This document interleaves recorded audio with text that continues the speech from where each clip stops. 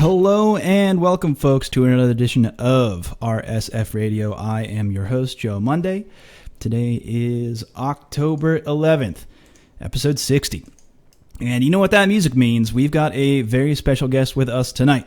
That's right. You might know him from First Attack. You might know him from his tutorial series on Street Fighter V, but you might go back and watch his Bison tutorials from Street Fighter 4. That's right. I've got MonoPR on the mic. How you doing? How you doing, man? All good? I'm good and tired, man. Good and tired. Just like every goddamn day. The grind never ends.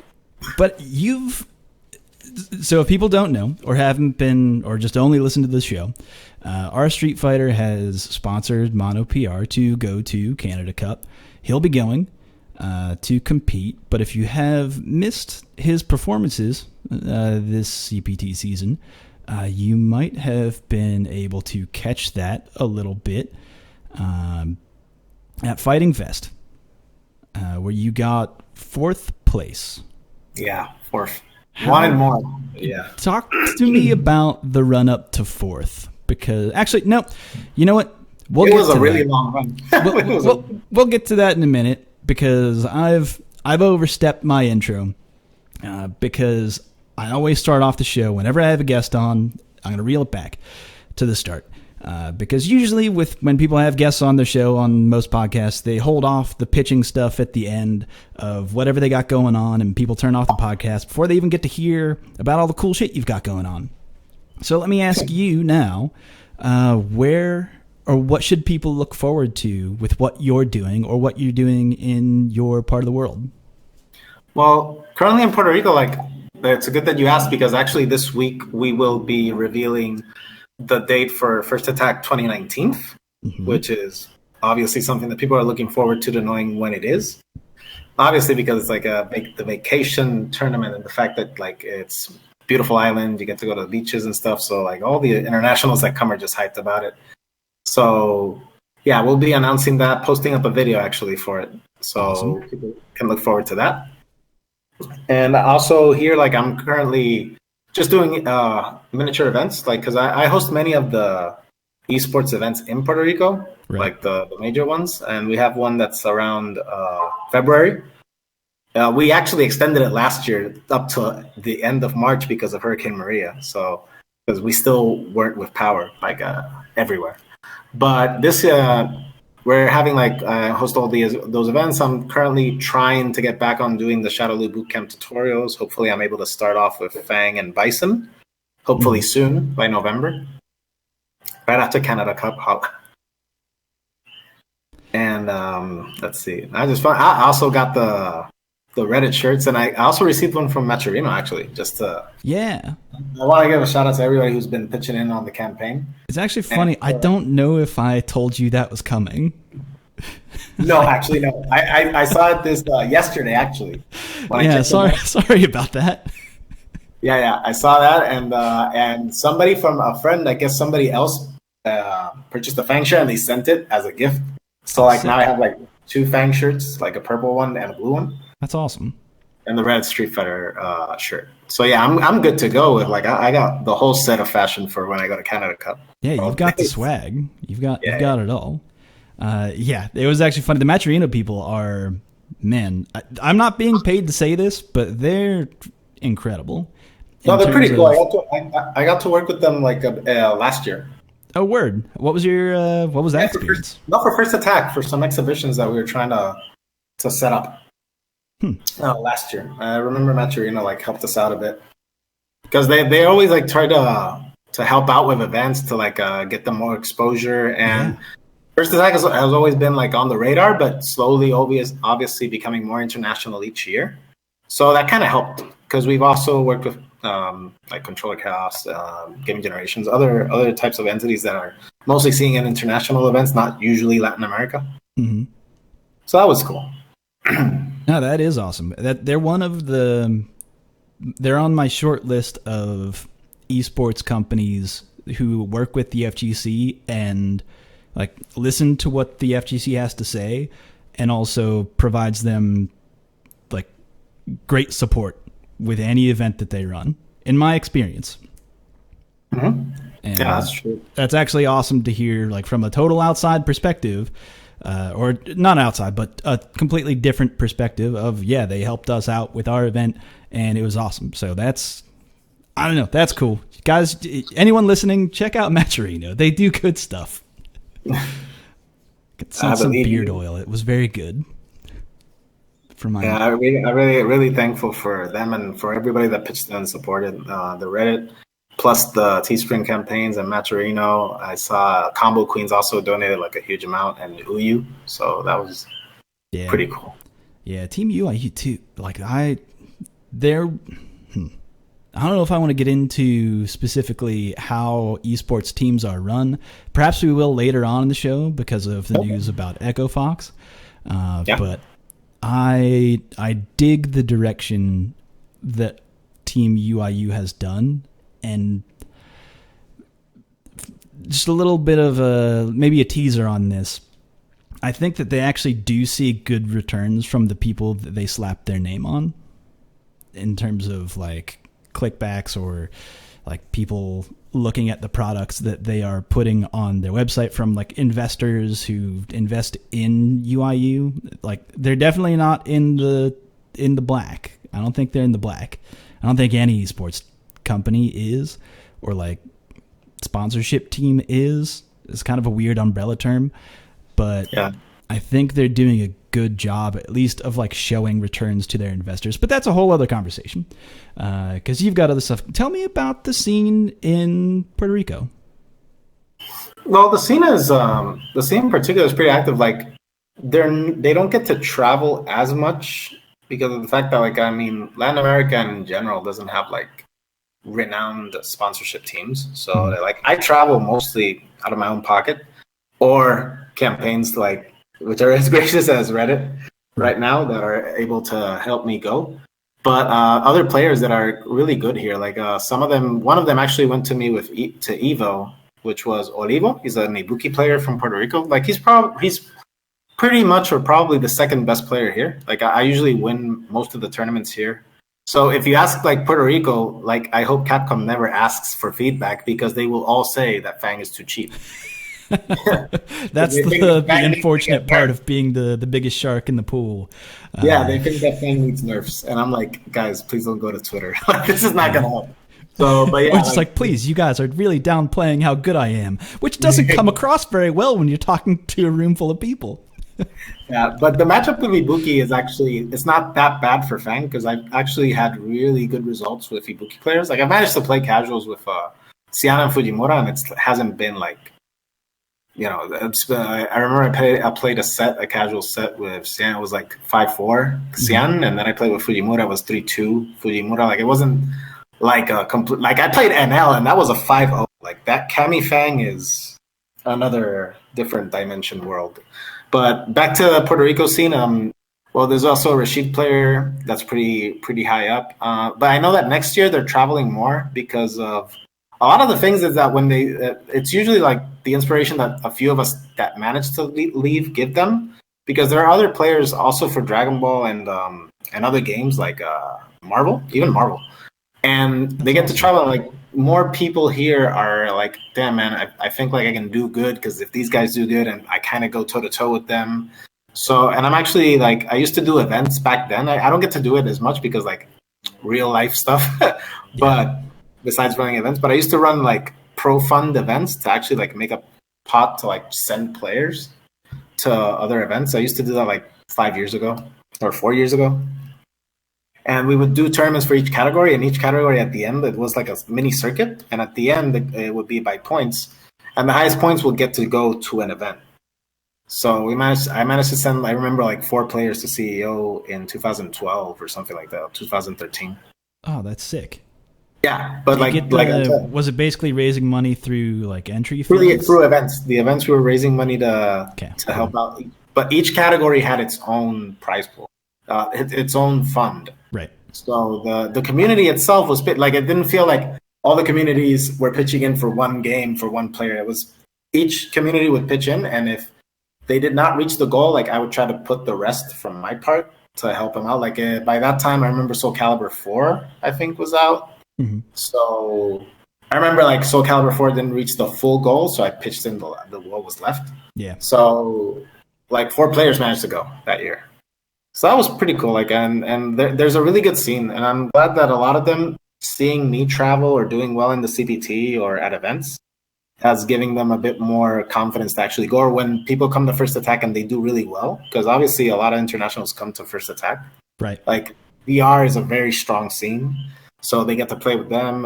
Panama Doomsnake came this year as well. Like he came last year, but he had like a bad luck.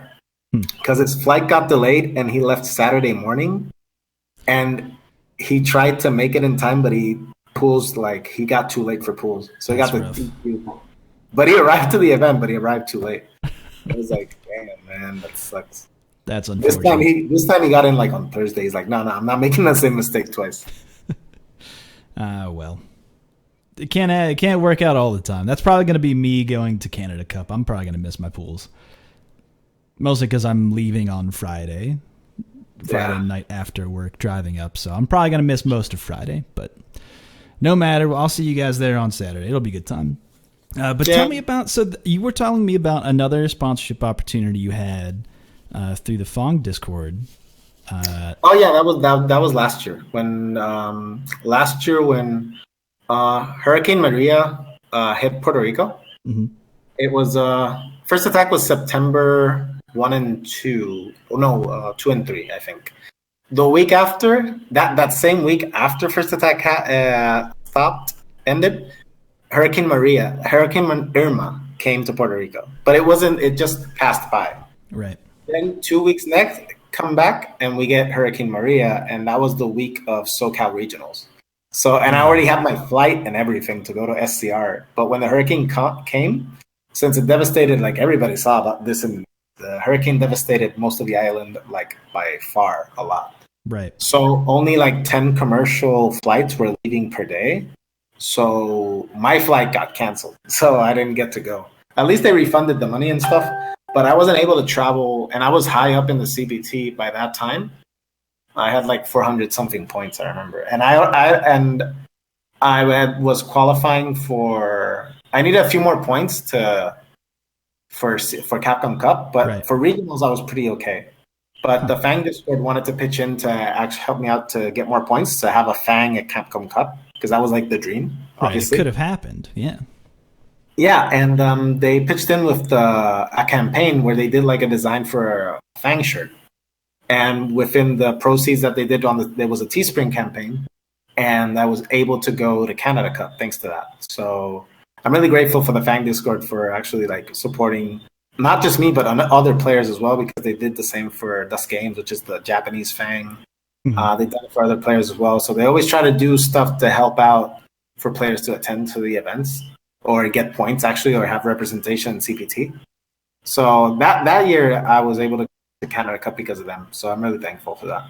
Yeah, that's cool when character discords are like that, because there are some bad character discords that are, I would say, not run as community based as that one is, but the Fang Discord in general, I think, is like that's pretty sweet. That's pretty awesome that you guys got. Yeah, I was personally overwhelmed because I'm like, I know I play Fang, I know I'm good, but I didn't expect to have this much support, you know.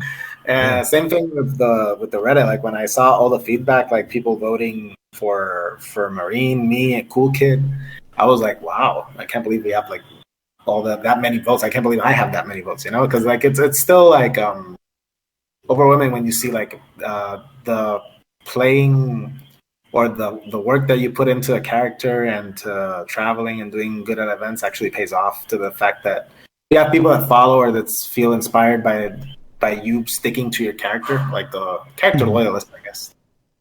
Yeah, as a Geef main, I feel that. Where some matchups just feel unwinnable, I think to myself, at least I'm sticking with the character. Yeah, like Manat. That's the one matchup in this game where I'm like, I should just learn a different character for this one matchup. Yeah, that one matchup you should just play like Abigail or something just like this that. one. Just the one. Just the one. Yeah. It's like, just stand jab and stand medium punch alone, or like how do you get around? You have to like You would have to guess like 3 jumps. No, that is exactly it. Is that you need to have very good jumps, and you need to make that happen at least 3 times, because off of a knockdown you don't get Oki off a lariat, so you can either try and get. Anyway, that's enough. Listen. When we start talking about Geef, I can go down a Geef. I think they're nerfing him to buff him in season 4, like give him a green hand and then like. That's the thing that I feel. If you buff Geef, it would be he's too easy to break. He's too easy to make too strong, in my opinion. Yeah, that's true. I mean, Fang's worst matchup, like Fang's worst matchup is Manat by far. Oh, really? Tell me about that, actually, because I want to hear you speak speak intelligently on the character. While I have you here, obviously. Well, she's the only reason I'm actually considering Bison for that matchup. So I'm actually, but the reason that matchup is like incredibly bad is because her Stand Fierce and Stand Strong. Stand Fierce. Let's start with Stand Fierce. Stand Fierce goes through carpet because it doesn't have a hurt box. So I can't set up carpets. Oh shit! I didn't even think about that. I can't do the up balls if I'm too close because she gets to do Fierce and she still gets to block. Right.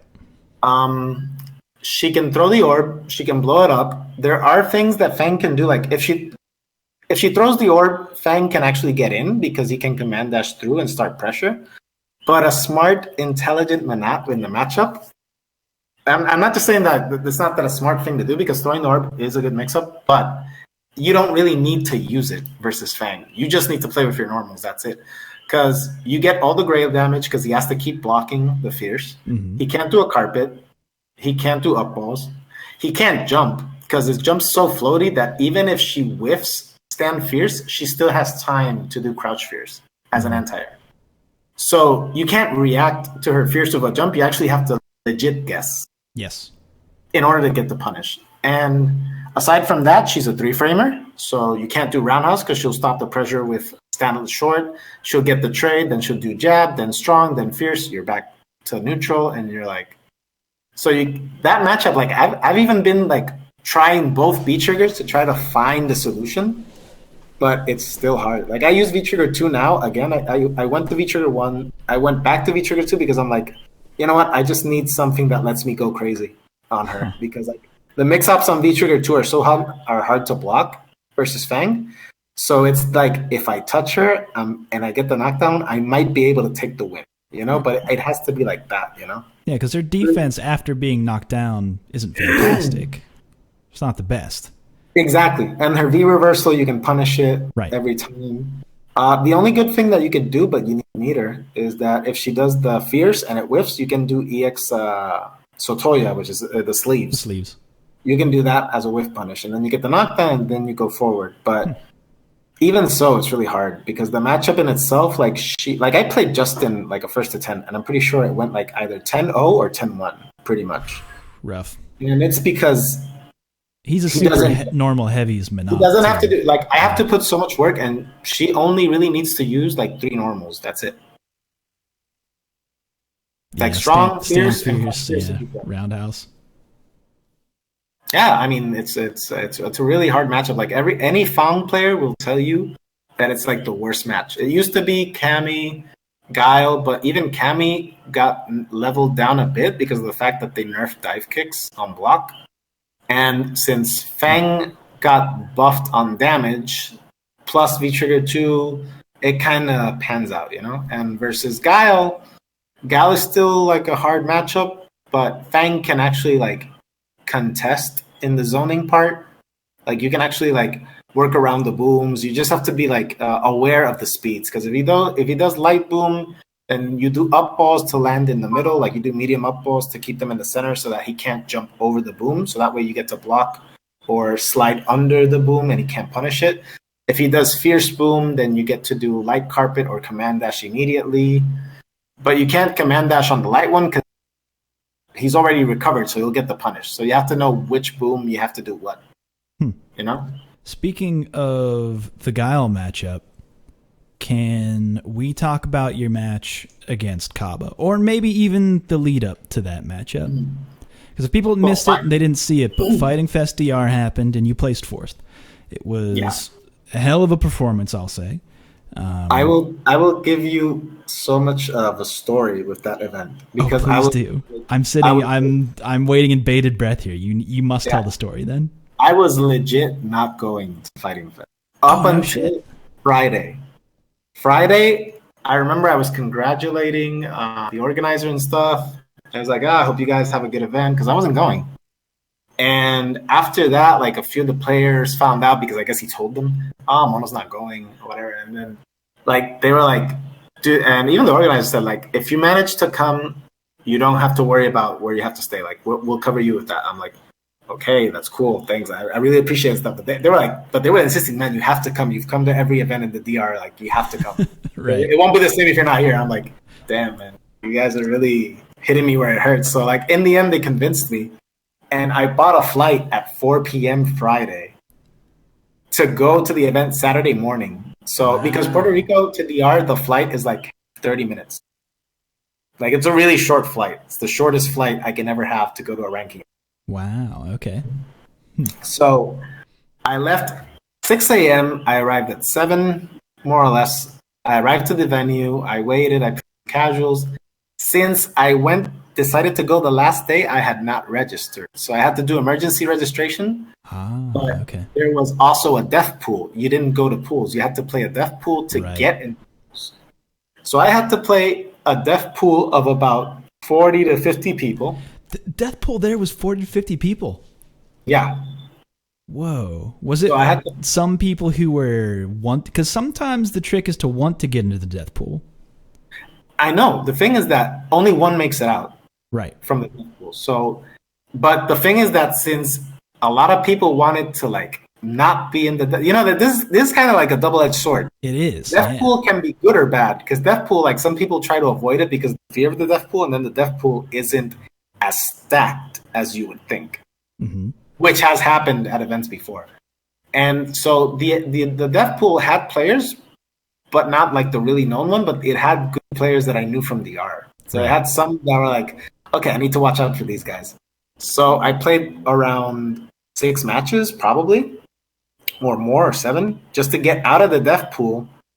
To then go to a pool which had Picaro, the top Bison player from Peru.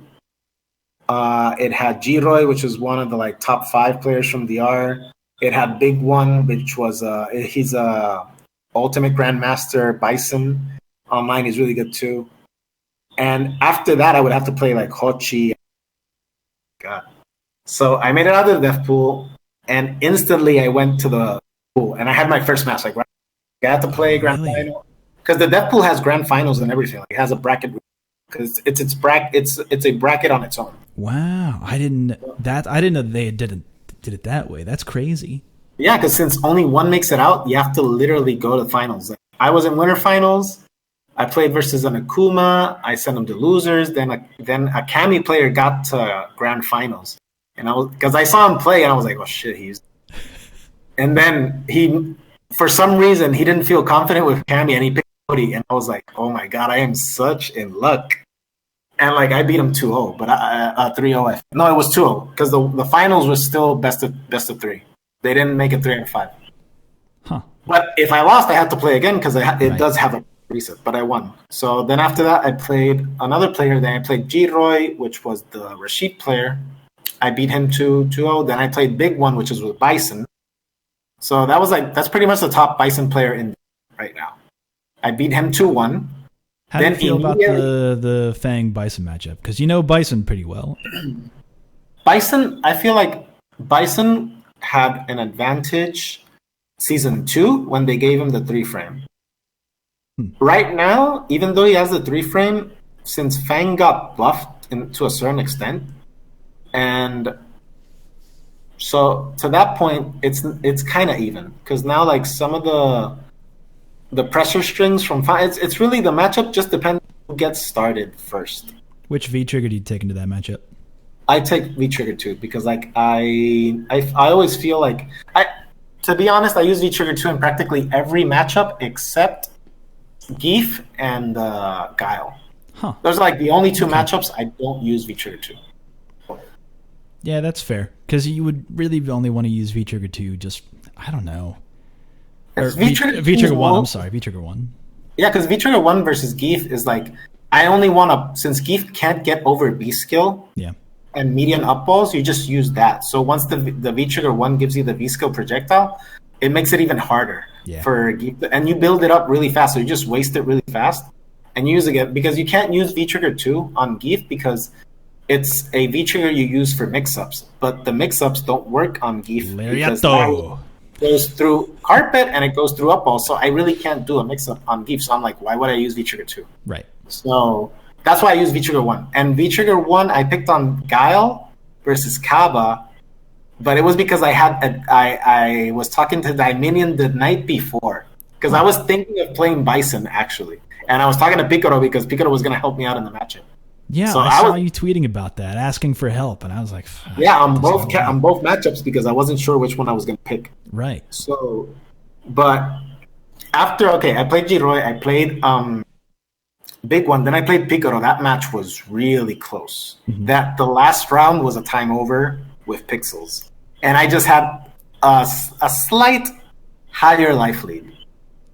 And he did a stab medium kick, and I automatically because the timer had gone off, so I couldn't block the normal. But it didn't take the life, so I won.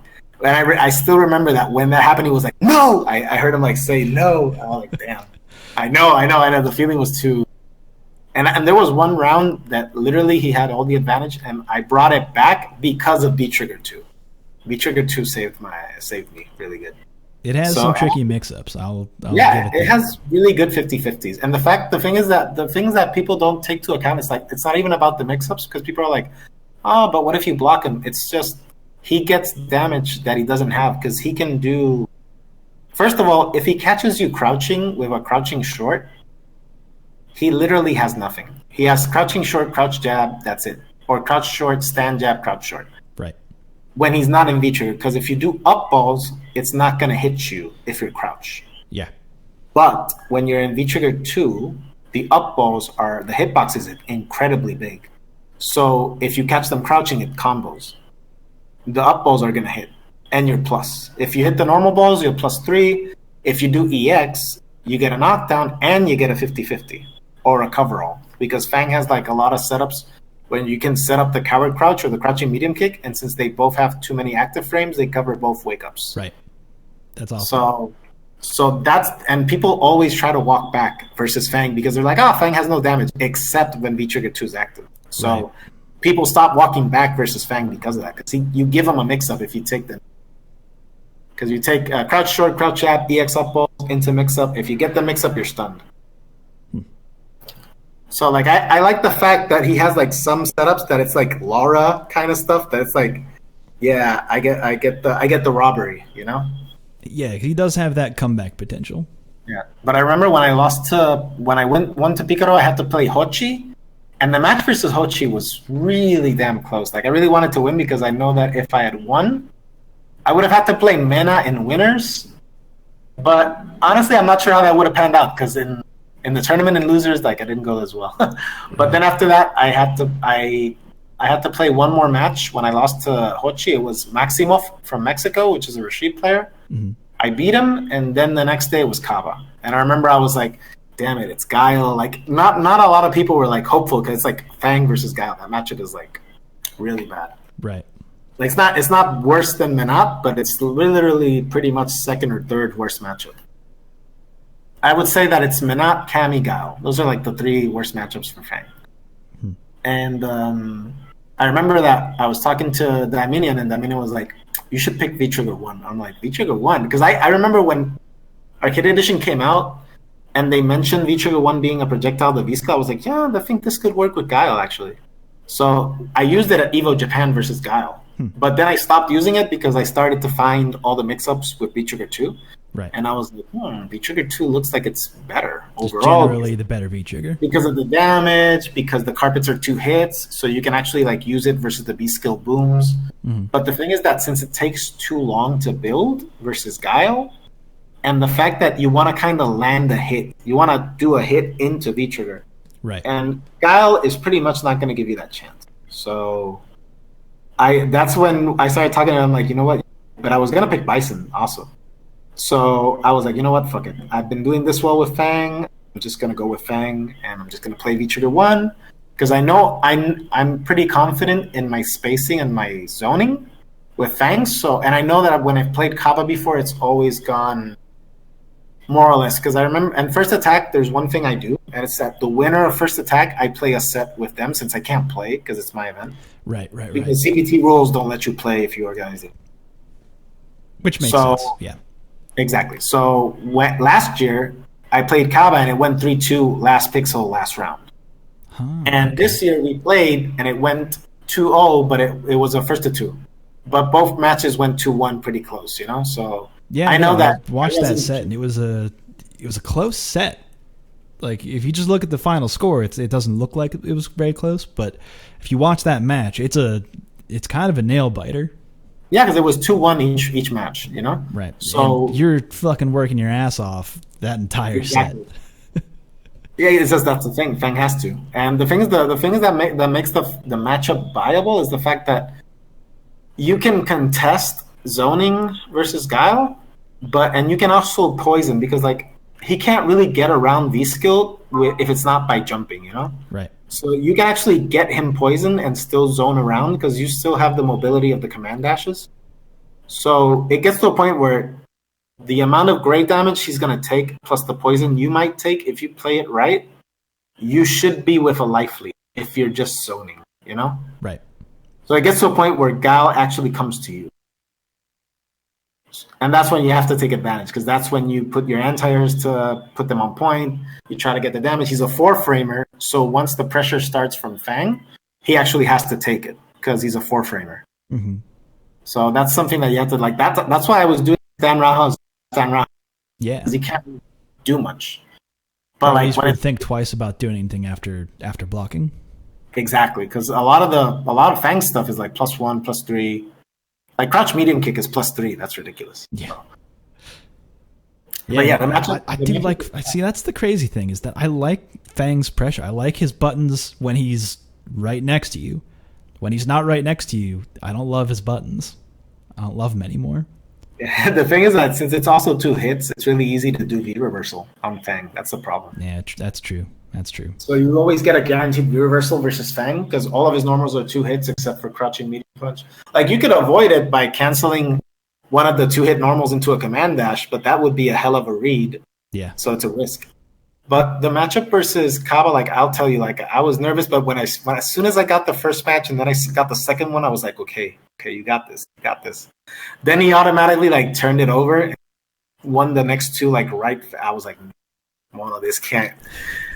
I was like, Jesus, I really. And then like the last match, I was like, oh God, because if you see the set, like you will see like command V reversaling and a certain like V reversal to punish the boom because.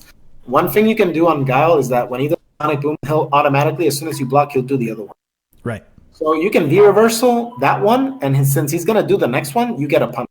Like yeah, you can I saw that because it's a lot of Guiles just have that. They're charging and waiting for you to block it, and it'll just come out automatically. And that's why V Trigger 1 was actually something I considered more because if I use the V reversal early, I'm not losing my chance for a V. You know? Because it's only a 2-bar V trigger. Exactly, and the V skill being a projectile actually gives me one advantage that is you can do V skill when crouching, right?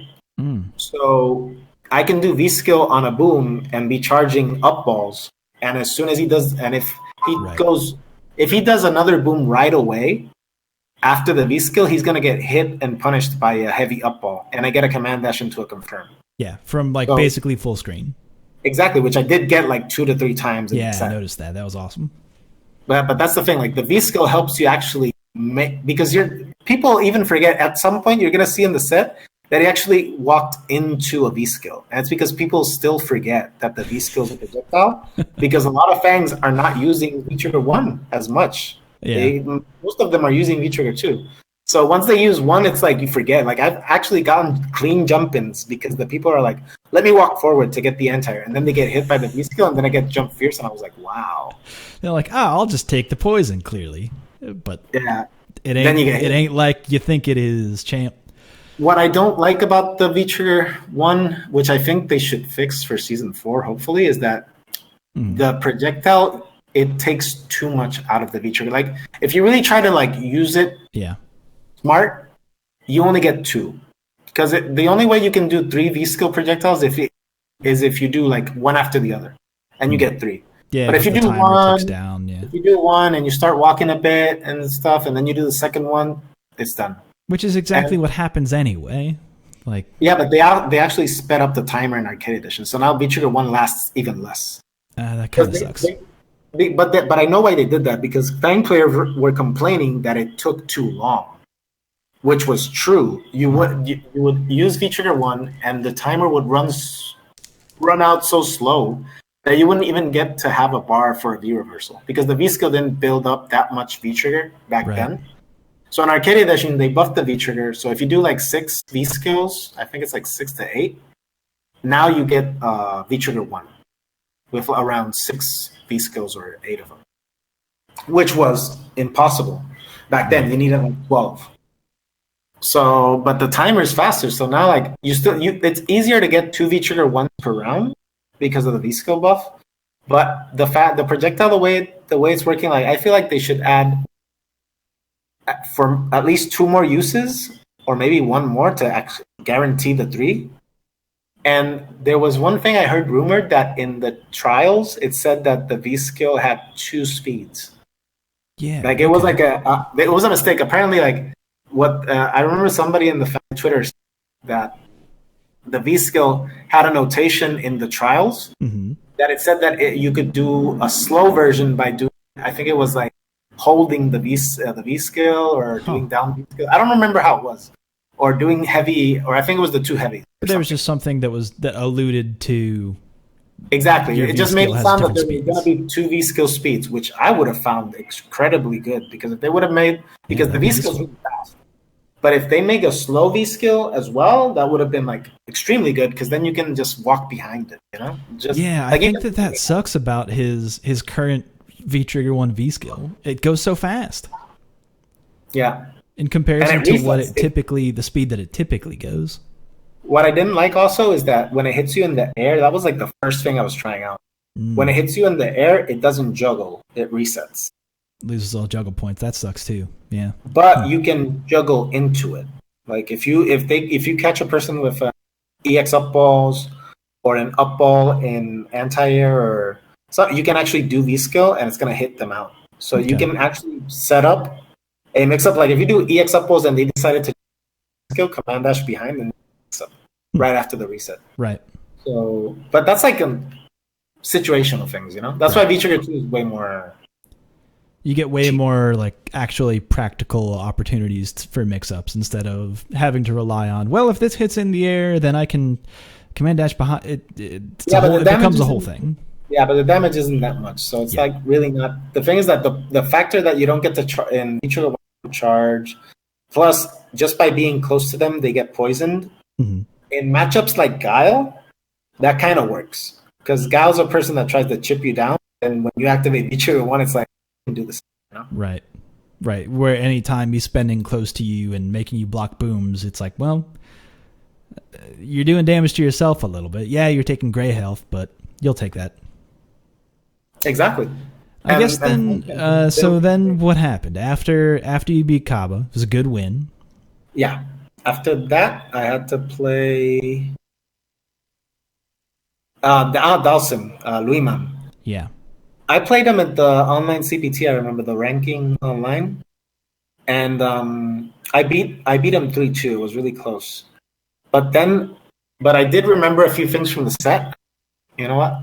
That matchup is also like, people are just gonna think, wow, every matchup is bad for Fang. Well, kind of most of them are. Yeah, he's kind of low tier for a reason. That's how tiers work.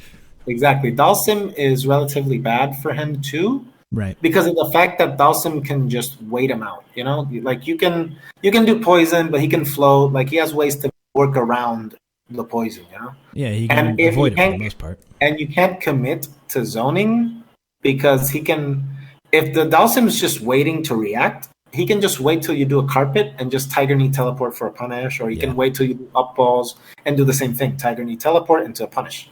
So you can't really rely on zoning unless if he's like trying to float, because then he's too high up to actually punish. And the V skill is one way to actually make, move around, because if he throws a limb and the limb hits the V skill, like he's poisoned automatically. Right. So, and you just have to be aware of the Joga fires. When you the projectile, you command dash through and try to get in. You can also like whiff punish the stand fierce with your fierce as well. Yes.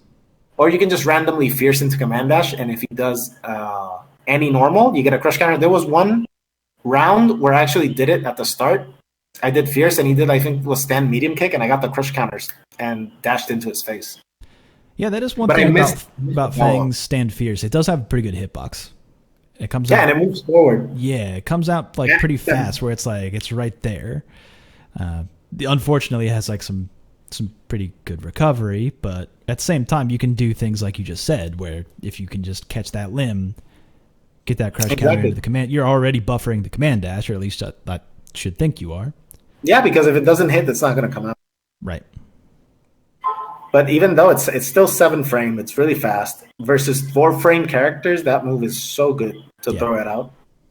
Especially after crouch medium kick, because they can't do a 4 frame, because it's gonna fierce is gonna hit because of the priority system. Right.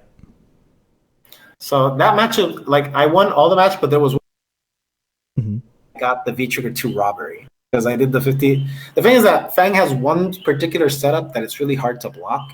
Especially if people have never seen it, it's extremely hard. And it's that the up balls, since they have such a big hitbox, you can set them up for a meaty up ball. And like the first one hits you when you wake up, but then the second one lands after, and you get to command dash in front or behind.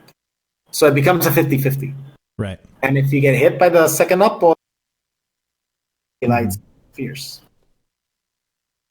And that setup is actually very cheap versus Cammy to some point, because if she does EXDP, she'll hit you, but she'll get hit by the up balls. Right. And then you get to quick rise, and then you get EX sleeves right after. So after getting hit by the DP, you still get a combo. Ah, that's cool.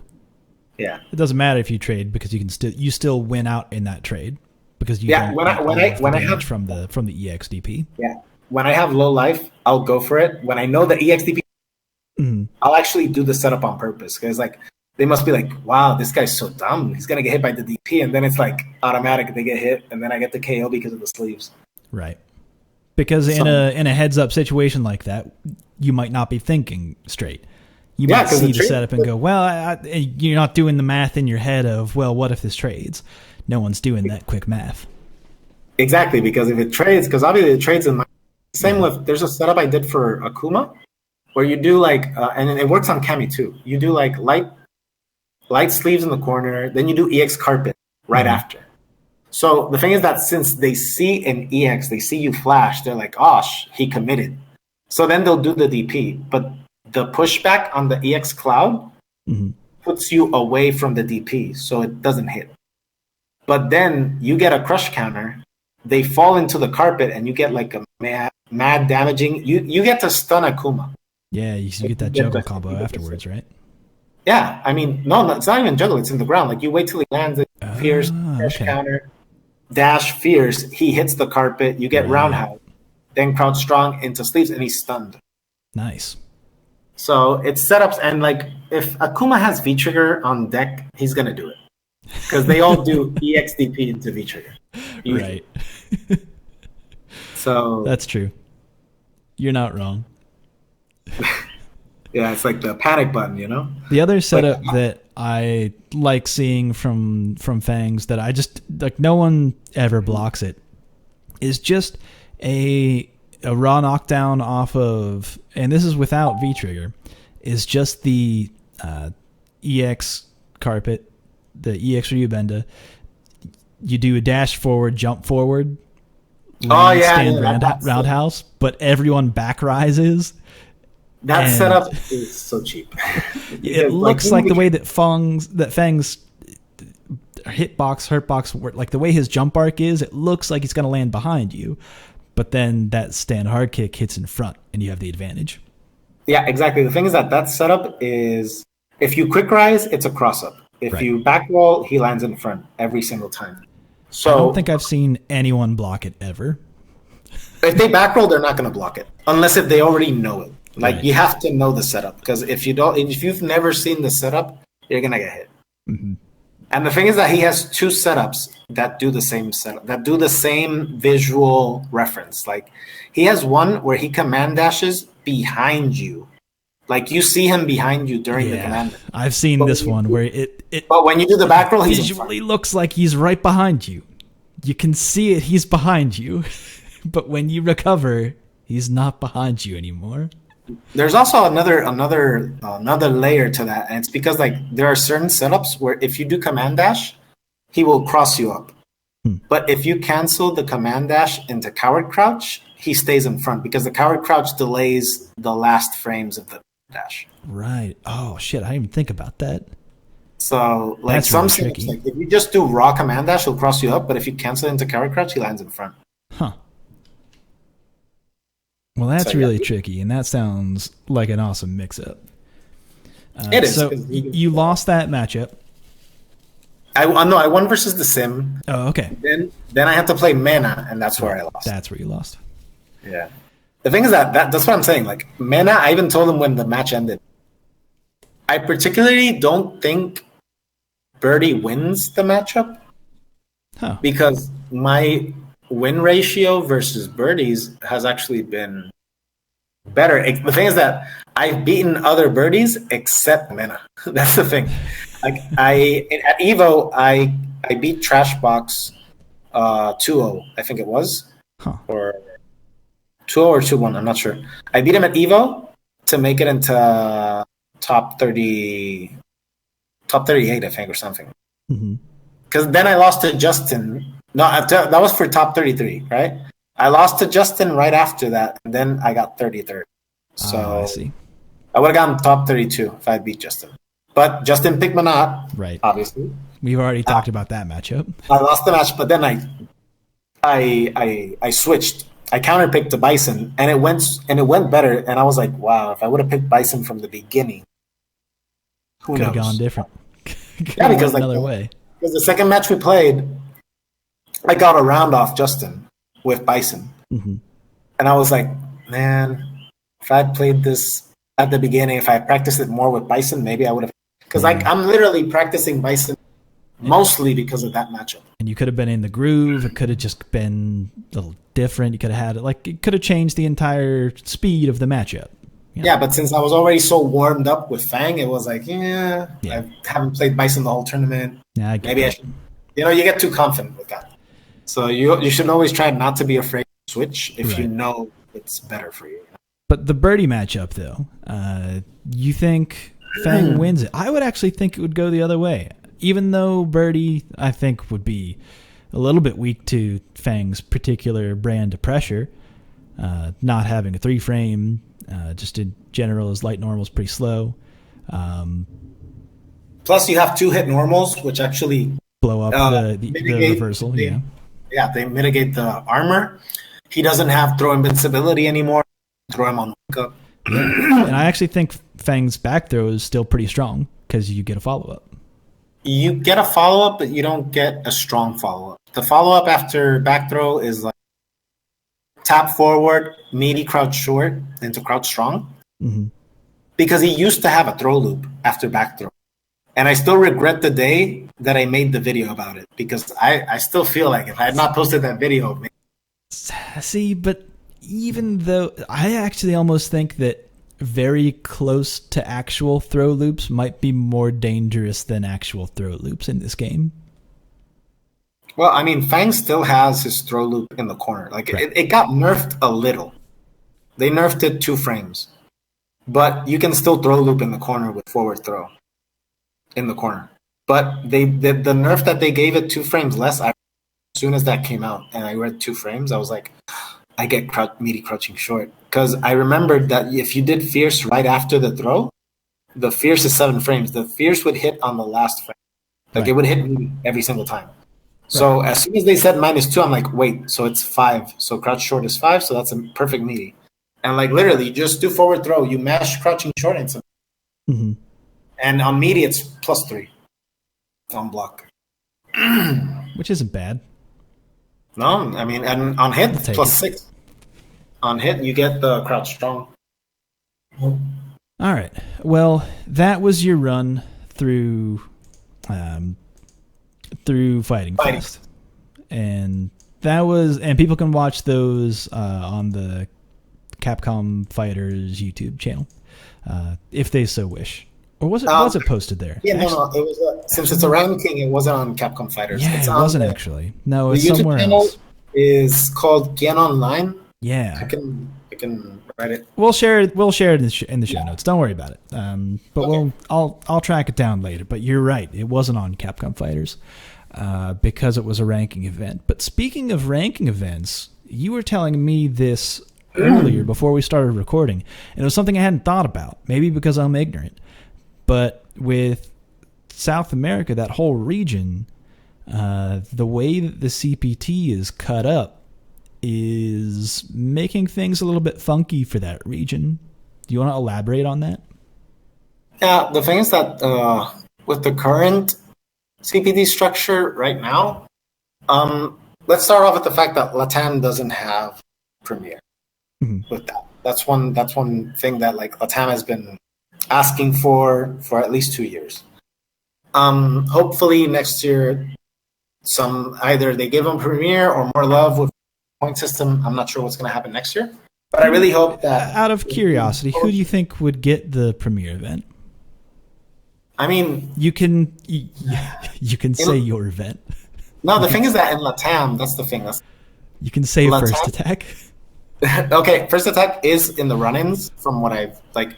Within Latin America region, like even them or the US, like they would say, oh man, I could see First Attack being a Premier. Or they could see Thunderstruck, which is in Mexico. They could also Game Over this year, which was the one in DR. Like there are at least a few potential candidates within LATAM that could be Premier. First Attack is one of them. I'm sure that I know that because of feedback that I received from international players when they visit. And I know that that's feedback that at some point it does reach Capcom to the point that they might consider it. And Puerto Rico in itself is very accessible globally in the fact that since it's a U.S. territory, U.S. players don't need passports to attend the event because you can just come with your state ID. Right. But if you go to travel to any other region, even Latin America, you do need a passport because you can't go with a state ID to other LATAM regions. You need the passport. By the way, I think people are really fucking stupid. If you are competing in the CPT at all, hey, you, the listener, if you're competing in the CPT at all, and I've talked to so many Americans who don't have their fucking passport, like, what are you doing with your life? You don't have a passport. If you want the points, you have to travel. That drives me crazy. And it's not like it's even that hard. It's not hard to get a passport. But like to travel to other regions is not that hard when you're in America. There's a lot of travel hubs in America that aren't too expensive to get to in order to travel out of. It blows my mind that some competitors that are high ranking in the CPT right now, high ranks in the CPT, don't have their fucking passport. Yeah, they do need to get. But the fact is that another thing with the LATAM region is the fact that, which is one thing that I feel like is something that needs to be, since the points were lowered up to top 8, it's more problematic for at least in the LATAM region. I feel mostly because of the fact that there are premiers in other regions like US, right, and Europe and Asia. There are other forms of transportation in these regions aside from plane. You can drive up to a state if you're in the US. You can take a train if you're in Asia, also Europe. But in Latin America, all the different CPT events, you have to take a flight. You have to fly out, or you would have to take a boat, if such boats take. So the traveling for LATAM players to go to ranking events of their own region, it's hard because of the fact that they all have to fly out like DR has to take a ferry or fly out to Puerto Rico. Puerto Rico has to do the same. If you go to Panama, you have to go. So the accessibility to travel is not the same one as the other regions per se. So it makes it harder for them to compete. Therefore, points, even for the points, it's not really worth going to ranking events. So even the LatAM players actually try to go to the premieres, because if they fly out and they get 7th, it's 1 point. But it's still worth it to you because all you have is ranking events.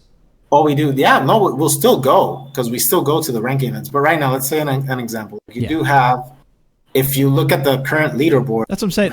The point spread in ranking events are so minimal that even getting I feel like at a premiere is far more beneficial for your region than. Pretty much because of the fact that, if regionals at least had 16 up to top 16 points, which I think that should come back, because it's really hard to consistently get a top 8 in Street Fighter V is really competitive in general.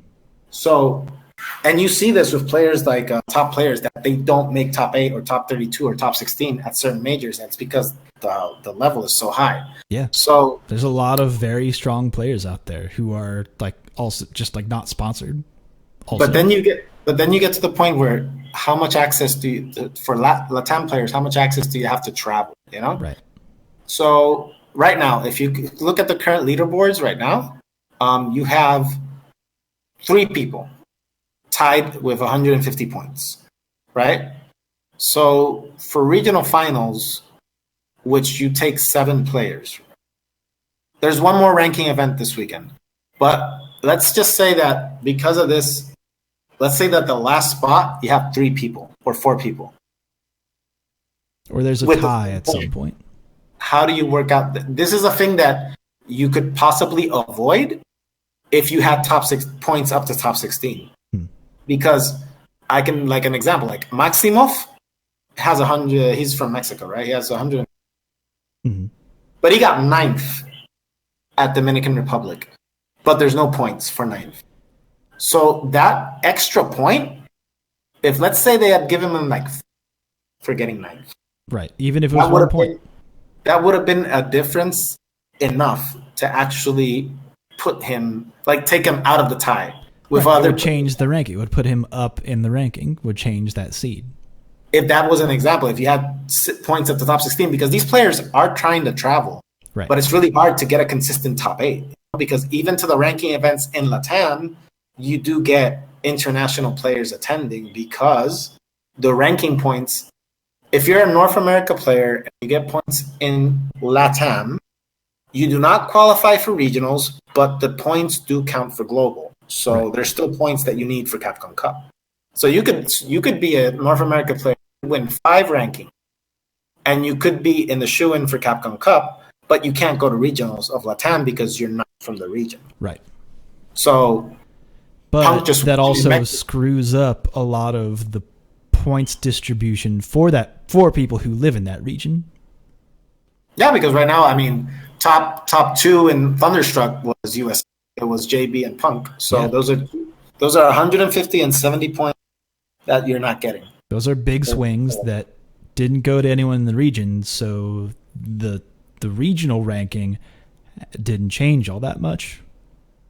Yeah, but the thing is that I would still not I wouldn't lock other regions out because I feel them having access to the points gives the event exposure because if you put it to that part's good. Yeah, I have no qualms with that. I just feel like there has to be more points. That's all.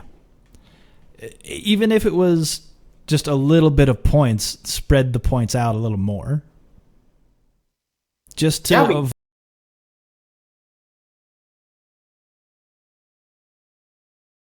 as for 4th. Yeah, because me personally, one example, I've traveled to at least 2 DR events. This one in DR, and I did 1 ranking online. Yet I'm still and I got placings in all of them, but not. And on the second, top 16. But since there's no points in it, I'm I'm like 13th in the regional, But I have more global points because at Evo I got 33rd, so I got 70 points from Evo, but they don't count for my region. Right. So like I have more points than some people in region, but I have more global points. So that's the thing. Like maybe if there was, I'm not saying that like I didn't get top 8 in all of them, mm-hmm. but it would still make the differences within the people that are already. Mm-hmm. So I don't know. I honestly, the CPT constant work because I know that they've changed every year. Yeah. The structure, because the year before that they took away the automatic qualification from 2016. They took that out, which was a good idea. So they made it so that there wasn't any gatekeeping, and then that there wasn't any automatic qualification, because then if you already had 3 people that won a premiere, 4 people, and the 4 people got top 4, and then you had to swing it to 5th place, but 5th place is 2 people. It's tied for 5th. Right. So what are you going to do? Like make them play it out? So that's the thing. Like I'm glad that they're constantly, because obviously with this they get to see, okay, this is working a bit, this is not. This, like right now I feel like the current point system isn't so great because of the fact that right now there's this, at least in LatAm, because it's the thing, like people that have the 150 points, probably because they don't have the same access to travel. Right. So they go to the events locally to the region. If they have a chance and manage to get the points on the region on the online ranking event, then good, they're in. But like you see somebody like Doomsnake, who has traveled to like almost all of them in LatAm, and Brolinia has traveled to a few, but not all of them. Like I know Picaro traveled to DR, but that was like his first time flying out. But he won the local one in Peru. So if he had not won the one local, but see, let's say if he had won Peru and he had not gone to any other event, or he didn't win, he would literally be stuck in 150 points with the other 3 players, if not for the online event. So I don't know. I feel like it just would serve to muddy the waters. But if there was one premier event out there, it would shake up the points a little bit more. It would shake up the points. It would also give more international exposure to the region itself, because like you would get all the LatAm regions attending. You would get global players to attend. You would get more exposure to the event, more legitimacy in that sense. And in itself, but I still feel like ranking need a bit more love. Yeah. Or LatAm in general. I mean, because that's what I'm saying. Touch. It's the accessibility, because like not everybody can fly out, And that's pretty much the problem. All right. Well, I think that is a very good rundown of the region. Thank you for sharing your input there, because I think that word doesn't really spread too much. Even like you would think, MENA after winning Capcom Cup, there would be a little bit of right behind them. Yeah, right. That there would be a little bit of love there. Because they're showing the potential of the region and still. So hopefully now, I know that these things are taken into account, because if you look at it 2 years before this, or 3, there were no regions. There was just premieres and rankings, but they didn't have like North America, Latin America. Yeah. They weren't like that. I remember there was Wild Card, because First Attack was a ranking since 2014. It's been part of the tour. Mm-hmm. And we were Wild Card 1 year.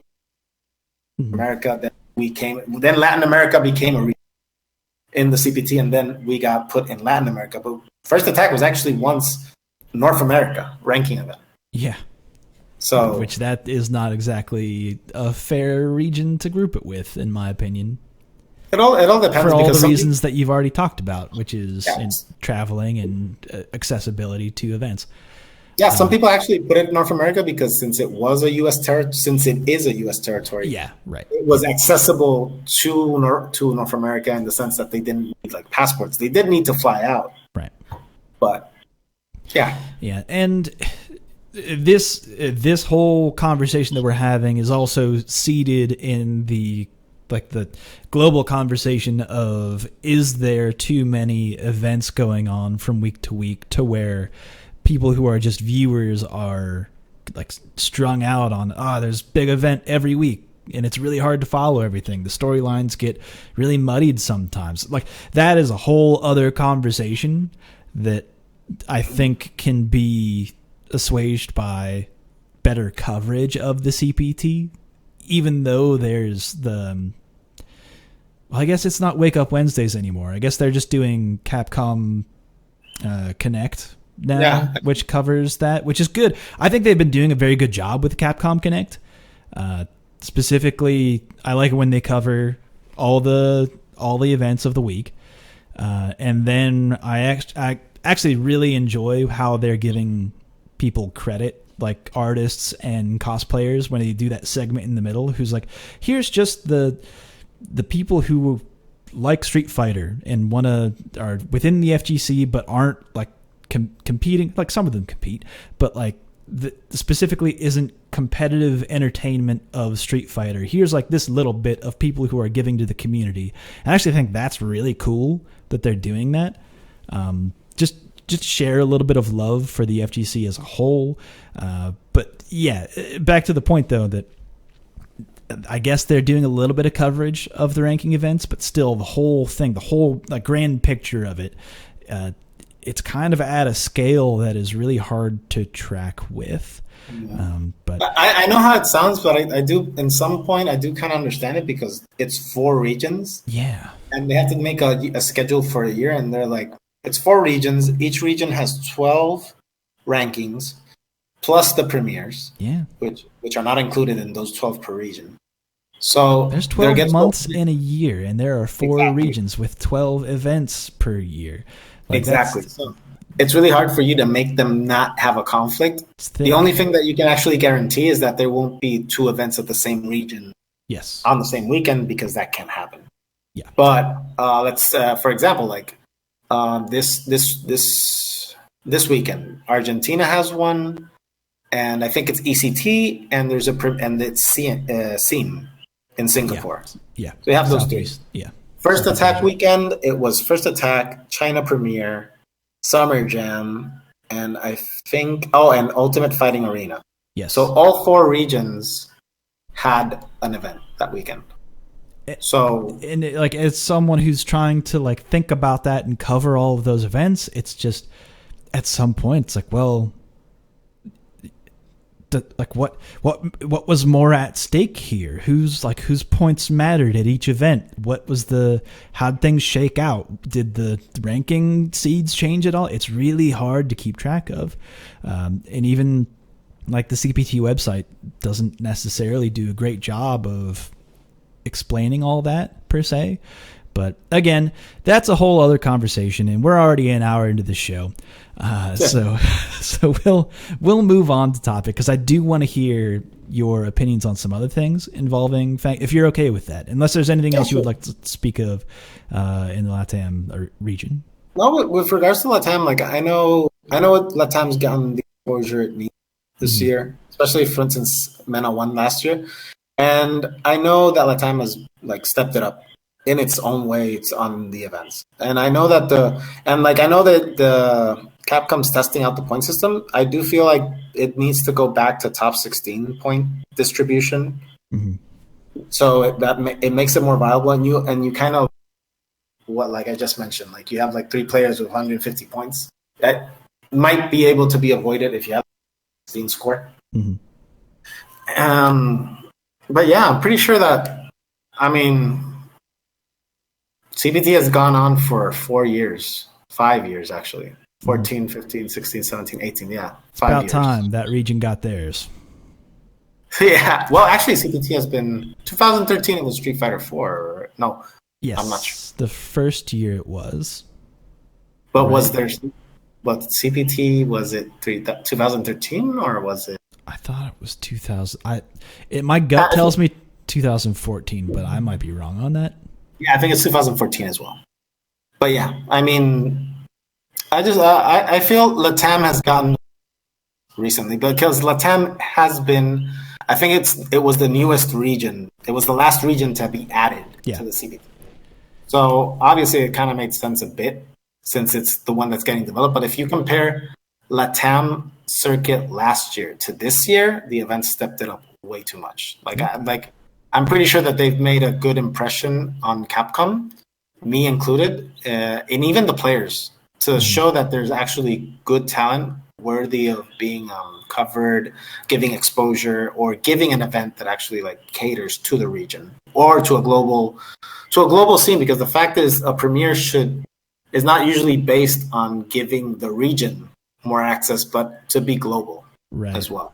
So, plus it's a beautiful region. And from everything I've seen, I've only heard people speak very well of the ranking events from that region. I've never seen someone go there and be like, they weren't very welcoming. Never heard that. Never heard that once. I'll give you that. All right. Yeah. Well, let's move on to another topic, though, because I do want to get your opinion on a couple things involving Fang while I have you here, because specifically in the news, Capcom released an announcement saying on the 23rd of this month, they are going to reduce the input lag for Street Fighter V. They didn't give specifics as to what that means exactly. I don't know if they're going to reduce it to, like, they didn't give a number that they're going to reduce it to. They didn't say whether or not they would take away input variability, which, if you want to learn all about that, there's a whole episode where I had Weed on the show where he talked about his method and how he even discovered that. That's an hour show you could listen to if you want to learn about input variability. But they said just recently, on the 23rd, they're going to reduce the input lag.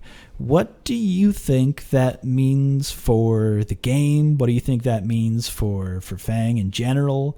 Does that shake up how people play at all? I'm still wondering how significant of a reduction it's going to be. Right. Because of the fact that you still have one more premiere. Like, it's the week before Canada Cup. Yeah, it's right before it. So you've only got a little bit of time to. So I'm here thinking that it might not be a big overhaul because of the fact that it might be too much of a big drastic change all of a sudden. But I also feel that if they do a significant input delay reduction, I feel like there are some that they would actually have to buff, like make them faster. Like, because I'm saying, like, if you take away the input delay or let's just say Ken's, and I always think back to this character, Ken's run-stop mix-ups. When he does them, he's usually negative. Yes. Especially on block. So but how many times do you see a Ken get away with that?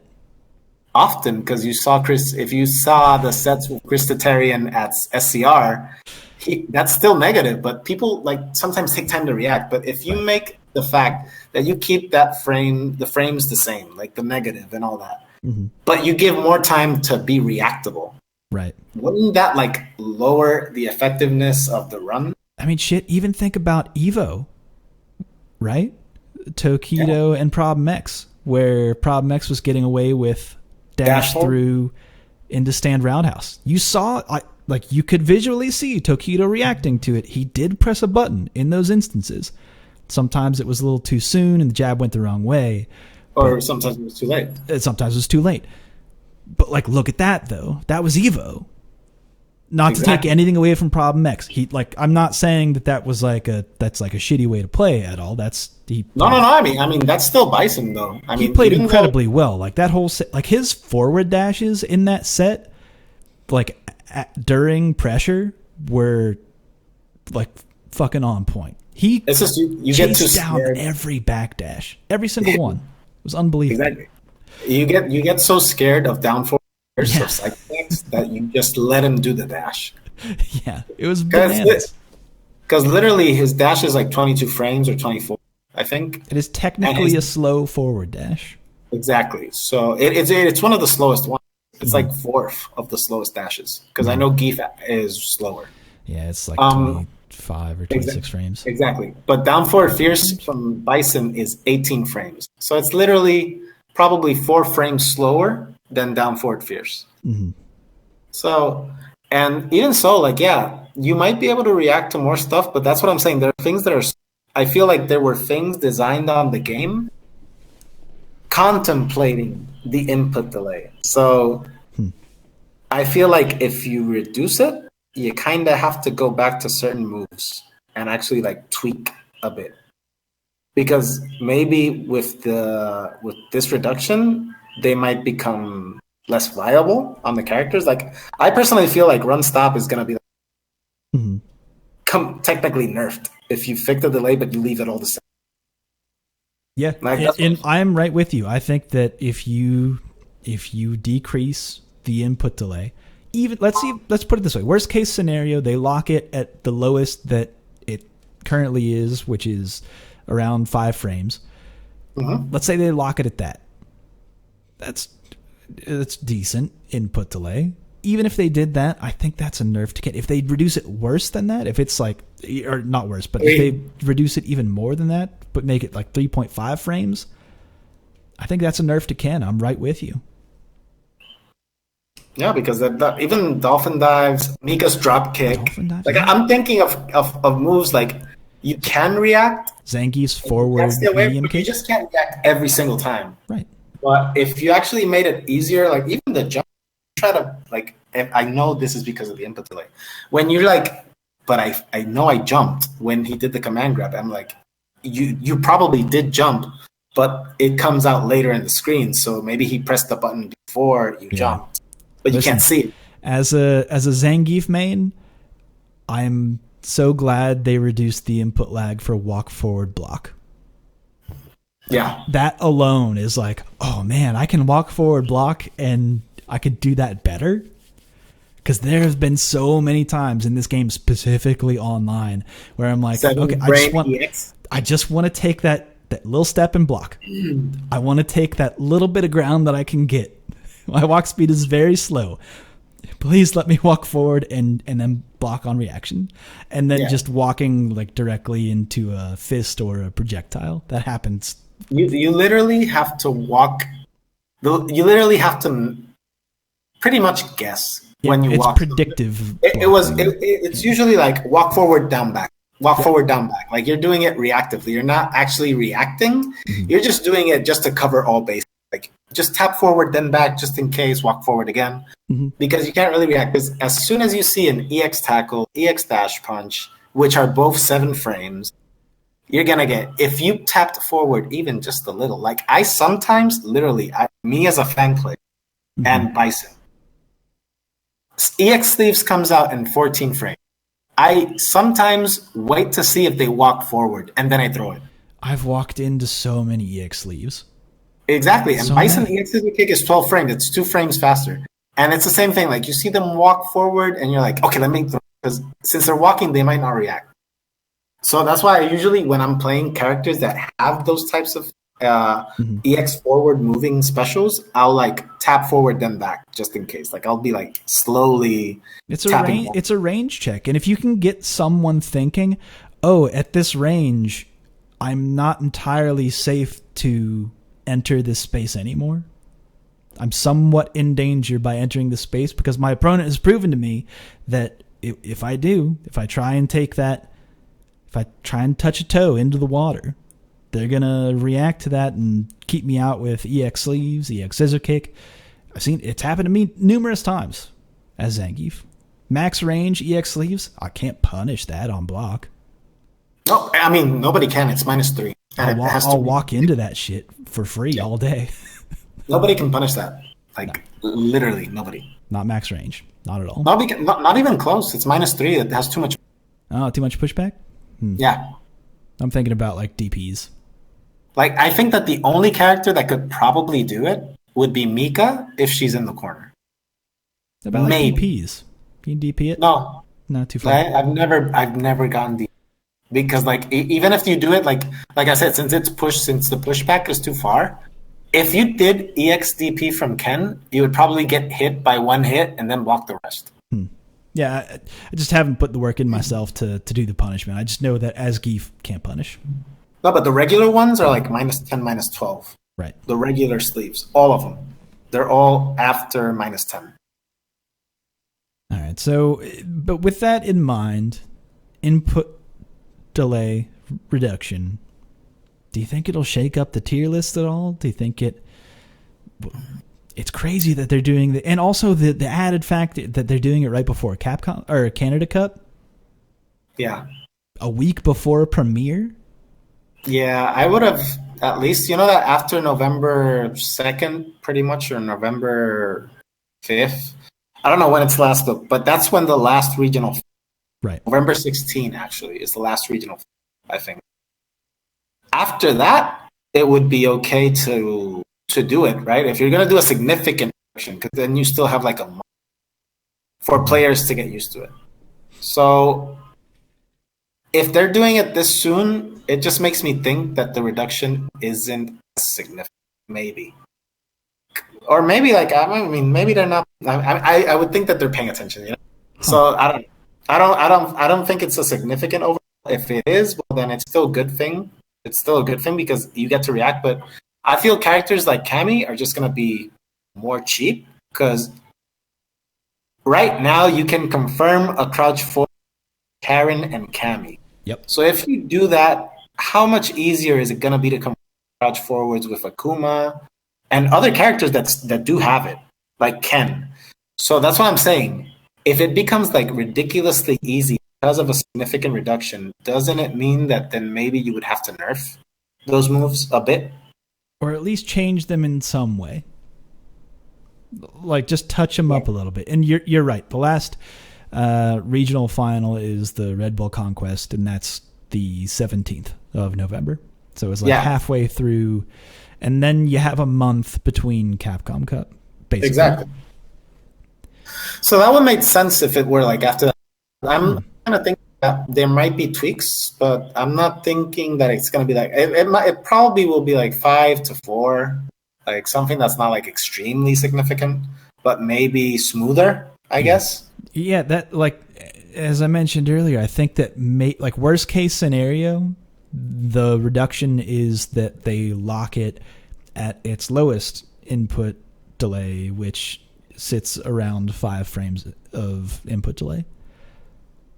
Yeah, but because even right now, it's crazy. Because if you look at a game like Street Fighter 4, Street Fighter 4 had the different console versions that they had different, like a frame of 1 or 2 frame difference, right? Yeah, it was a little bit, PlayStation, by the way. Exactly, but in that game, it was really significant because you had one significant. You could plink, which made it easier, but right now, since there's a 3-frame input buffer, then it compensates for that input delay because you can still finish your combos. Yeah, where it actually, I haven't like thought about plinking in this game like at all. There's a couple of things where I think about it, but it's because of like specific combo or OS situations, but I don't think about it in terms of actually doing combos because it's basically redundant at this point.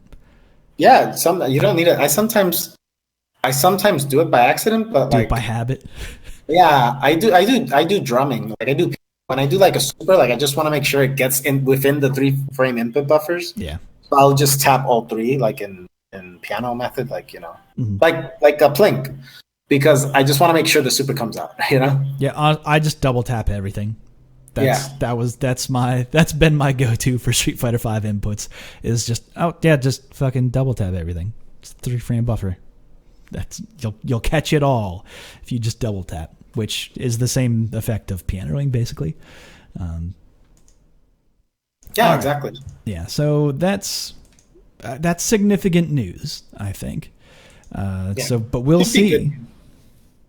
Do you think that affects Fang in any significant way? Because here's my ignorant position of Fang, and you tell me if I'm wrong. Is that I see Fang as almost a very active zoner who's just throwing up a lot of different projectiles and things that cover different regions of the screen. Not even like predictively, basically, not even on reaction, just to say I'll throw out the hard punch version of the balls because you're on this region of the screen, and I guess if I see you react to it in any way, I know it's going to hit, I'll just dash in, and then react to it that way, perhaps. But to me, he feels like he covers regions of the screen that he can do predictively and not necessarily on reaction. Are there things that you think that Fang would benefit from with better reaction speeds? Or am I just being totally dumb about my perception of the character? Yeah, the thing is with Fang is that, you know that he has cross-up mix-ups with command dash. Like, you know, he has the basic carpet in the corner. Mm-hmm. Then he does a move canceled into command dash, and he crosses you up, right? Mm-hmm. That would be maybe easier to block. Like some setups would be easier to block, but Fang in himself would benefit because of the fact that he does have fast normals that could potentially whiff punish a lot of moves. Like stand strong. Stand strong. Stand hard punch, I would even say. Stand strong, when you cancel the first hit, it actually pulls you in. You know that it's 2 hits, but when you cancel the first one, it pulls you in. Mm-hmm. So when you always do stand strong into sleeves, you know that any other normal, if you do it strange and it hits, the sleeve will probably do 1 hit and it's not going to knock down. But when you do stand strong, when you cancel it, the first hit like pulls you forward, so you always get the 2 hits. So just imagine the fact that you have accessibility to actually whiff punish with that. Or with sweep, which is a 9-frame sweep that reaches mad far. You got to worry about sweep though, right? As Fang, because that's something they have never fixed about Fang's sweep. Yeah, that the hurtbox goes and becomes active before the hitbox. No, when I think about Fang's sweep, I always think about he lands a crush counter sweep on the first hit, and then the second hit whiffs. Yeah, and he's negative, and you get a punish. And you get a free punish. Yeah, that's kind of bad, but that's what I always think of. But then again, that's a crush counter sweep, so you've pressed your sweep beforehand. It's not a whiff punish sweep. Exactly, but then you also do get it's one of the farthest reaching lows. That has a V-trigger cancel into a combo. Yes. So I mean, it has its plus. It has its, because he doesn't have like that was one of the banes I used to see Fang is that he only has crouching short and crouching roundhouse, and without a V-trigger stocked, they pretty much don't do anything. Right. Because you need a mini crouching short or a counter hit crouching short to get a light confirm, but now V-trigger 2 gives you access to crouching light, crouching jab, crouching short, crouching jab into up ball. So that's good. But the other one is a risk, which is sweet because crouching forward is a mid attack. Every other attack he has, which is the reason why people walk back versus Fang, because it's like, oh, you're going to catch me with a short. What next? Because you're not going to risk a sweep. Right. A sweep is -12. So I do feel the input delay would benefit Fang in scenarios, but it would nerf him in others because coward crouch. Yeah, how many times do you hear people say like, oh man, it's just he coward crouches right in front, and by the time I react, I get hit. Yeah. Now let's say that it does give you time to react and maybe jump it or hit him in crush counter. Because if you hit him during coward crouch, it's a counter hit every single time. Even if he doesn't do anything, it's a crush counter. So there are plus. Listen, as a Zangief, I have it trained in my mind. If I'm blocking something and I see him drop to the floor, ISPD. I'll be able to react to that much better. Or maybe much better. I don't know. I don't know how much better I'll react to that. I don't know if I can or will, because I don't know what the input delay is or what it's going to be. But if it is reduced significantly, maybe you can't get away with that as often. Exactly. You might not be able to. You might be able to react better to carpets, and carpets are actually punishable. That's what I'm saying. That's actually something about the character I feel like people don't know, so maybe don't say that out loud. But people don't know the carpet's punishable. Shh. I know, but that's why I go back to if you do make a significant input delay reduction, you have to tweak the moves, because considering that with the carpet, imagine the fact that you could react to every carpet. It's a free punish if you do that. Mm-hmm. So those are the things that, like, that's what I'm saying. It might not be a significant reduction because they would have to tweak the characters, at least a few of them, and some moves. They would actually legit need to tweak in order to make them balance out with the reduction. Yeah, because here's your worst case scenario lack of foresight option is that they do significantly reduce it, but don't touch the normals at all and really change the game and like nerf hella. Like it basically nerfs a lot of characters and what they attempt to do in the neutral. Or at least people have to rethink how they even approach certain characters because of what the normals are now. That's worst case scenario. Which, like, that could happen. That could happen. I'm not throwing it out the window. Yeah, I'm just thinking of the confirms, like just the characters that do confirm much for. Mm-hmm. Just to, like, even give them a wider window. So yeah, you know, it's significant in that sense. If you get it to that point, you do come crouching forward with Karen and Cammy. Just imagine if you do the reduction and you keep the normals the same, then it would actually make more people confirm those moves even more. Potentially, let's say. Because some people do argue that it might not really change. Some people say that even if you have a change, it might not actually change as much as people think. Anti-airs will be better. Some people say that it's going to stay the same. I feel that Fang is one of the few characters with normal attacks that are anti-airs that, like, I feel like Fang's anti-airs are extremely good. Yeah, I agree with you. I would actually think that Geef will also benefit from this. If I can react to jump-ins with a crouching hard punch more often, that puts me at a much bigger advantage. Because they land so much closer. Just imagine if they had buffed the speed on it like they did Abigail. Crouch Fierce Abigail got sped up. So don't even start with me on Abigail, because you still listen. It doesn't matter how much they reduce the input lag. You're not going to be able to whiff punish his stand hard punch because it doesn't have a hurt box. Mm-hmm. At some point, the hurt box it's out there for a couple frames, and then like magic vanishes from thin air, and your normals will pass right through it. You know who punishes it? But he already, like, Fang, if he does carrot crouch, it goes. So yes, you can go underneath of it. Like when he charges I love it when Abigail's it's free. It's free. It's a free punish. Yeah, I'm with you on that. We actually saw a lot of examples of that during our last week's online tournament. I saw a lot of that, and I laughed all the way to the bank. It was hilarious. I eliminated Storm Kubo to make it in Evo, and I eliminated it. Nice. One of the matches I won was because of that, and I immediately. That's awesome. Like, I got the round. I was like, oh, okay. He was like, oh.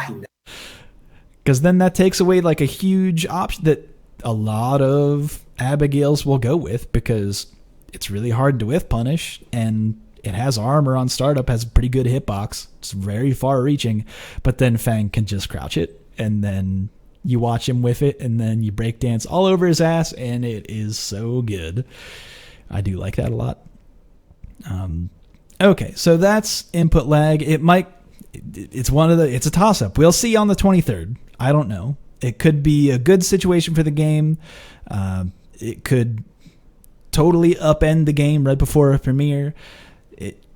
I don't know. They could reduce it, but then also not change the variable input delay. Like, that would be a crazy fucking situation if it's like, oh, we reduced it to 3 frames, but then like 60 seconds in, it's up to 6 frames of input lag, which it would just be bonkers if that's the case. We'll see when that report comes out. I know that Weed wants to get on that almost immediately, so we shall see, at least within the first day. That dude works very quick. But other than that, I have a couple other things to talk about. I guess I'll just share it in the show notes. We don't have to talk about it because we mostly talked about Fang and his position, like, on the tier list, and different matchups. We've done enough lip service to that, but I do want to point out an article. Wish list. That's all I want season. Yeah, I know. Of Who is the Best Zeku, by Saint Cola on Twitter. Follow that guy. Does some good write-ups, but interviewed Angry Bird and Big Bird. Don't confuse the two. They're not the same person. But they share their thoughts on the character and like where he deals with in matchups. So I'll just direct people to read that just because it's a good article. And the other thing I want to bring up, which we might want to maybe talk about, I don't know if that we have a lot to say on this, but just that Echo Fox very recently changed a lot of their... I guess I should read the full statement. Nah, it's a little bit long. But they dropped a lot of players. And not only fighting game players, they dropped a lot of they just rearranged everything, right? They dropped all of their Call of Duty players, all of Gears of War. They dropped League of Legends player Think Card. They dropped Punk, Theo, Scar, JDCR, and Saint. So they're out of Tekken now. Yeah. Which JDCR and Saint, in my opinion, are number 1 and 2 Tekken players, maybe, as of right now. But dropped them all. So big shakeup for them in terms of FGC presence, which I imagine those players will get picked up by teams. It would be crazy if they didn't, in my opinion. But I don't know. We'll see. It's just this weird shakeup late in the season that maybe they had to change things around for their fourth quarter. I think that's probably why. That makes sense, is that this is coming right after probably third quarter reports. And just financially speaking, them looking at players, looking at salaries, support for all of that, looking at what income they are getting from sponsors, from outside money, because they had to report that all to their investors probably in the third quarter, and then their investors were probably like, ooh, over here we're not pulling in a lot, and then just changing it up. That's just how the esports finances kind of work. There's a lot of good writing on that if that's something that you are interested in, because it's kind of a bananas economy in esports and player sponsorships. And I guess am I qualified to talk about player sponsorships, having sponsored a lot of players like this particular? I don't know. That's the thing, is that I don't actually know if I'm qualified to talk about this from am I a professional at this? I mean, I don't know. I don't think I'm professional at this, but regardless though, it is unfortunate for those players, but hopefully they'll get picked up, or maybe they want to be free agents for a little bit. Who knows? But Team Echo Fox will be shook up for sure. Yeah, I mean, if you look at it, there's also something with regards to player, and I remember. I'm sorry, what was that? You dropped out for a little bit. I remember there was a debate a little while ago of how players can get sponsored. Yeah, it was on Twitter back then, a few weeks ago. I remember. Yeah, this is fairly recent. And if even it was a few weeks ago, it might have been last week. It's also the fact that that players have to be to a certain extent in social media. They have to be, Yeah, they have to be professional. They have to keep it. Yeah, but they have to be engaging. That's one thing that you hear a lot. It's not, because sometimes you will hear people on Twitter be like, I do so well in tournaments, or I do so much better than this person. Why would somebody else? That part doesn't matter. Tournament placement is not the only qualifier of if you are qualified to be a sponsored player or not. Yeah, I mean, look at players that actually a bit. I remember Krishy, when he started, he wasn't too active on Twitter, and I know other players weren't, but now you see a big difference in how you see them on social media and stuff. Like, I feel like it's something that you have to do in order to stay relevant, I guess, with the FGC or with people that are, or fans. Like, if you have fans, it's like really not helpful. Well, because here's the financial map to that, right?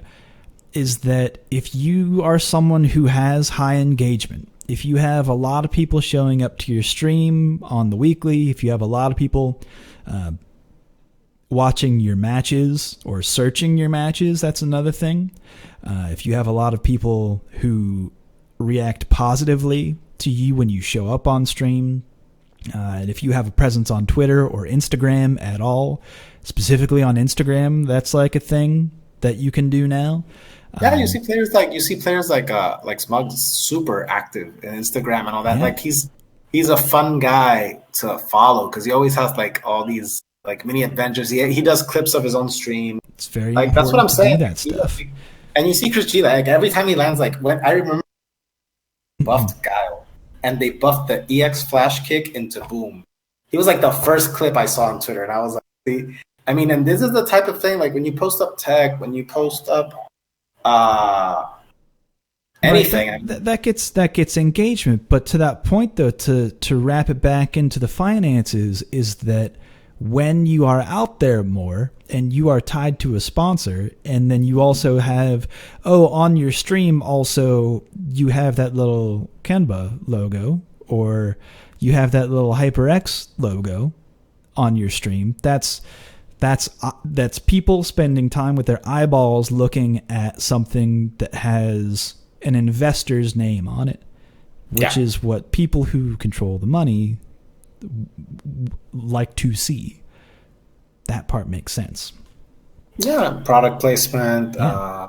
That's obviously something, because you want to make sure that it's getting out to the target market, to the consumer that you want to. I mean, let's put it this way: the demographic of the competitive gamer or serious gamer in general is 18 to 38, I think.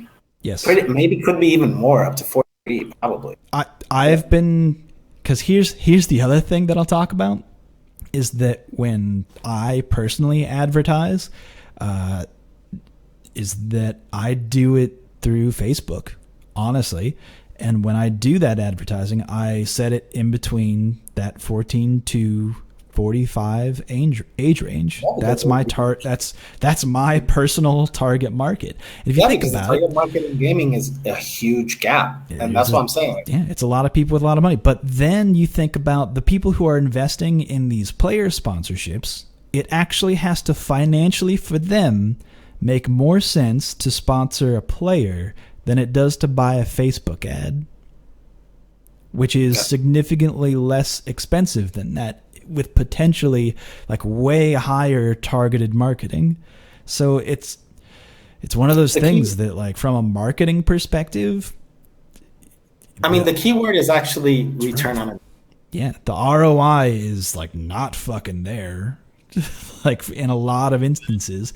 And if you're the kind of player who is pushing like people away, if you're like, I have my niche community of people who only are only grassroots, it's like, there's not enough eyeballs on your grassroots to get any money invested in you. So there's that. I don't know. I'm sorry. Was that what you were? I'll let you speak on that for a moment. No. I mean, you're not wrong. I mean, like I said, keyword is return on investment. Like how much of what you're, and to be honest, like a few of the things that I saw on Twitter were not wrong with a few of the things when the whole Echo Fox thing started. Like Echo Fox, I still remember when they did announce all the players, everybody was like, wow, they got like a huge squad. They bought everybody. They had every significant top player of like every category pretty much at the moment.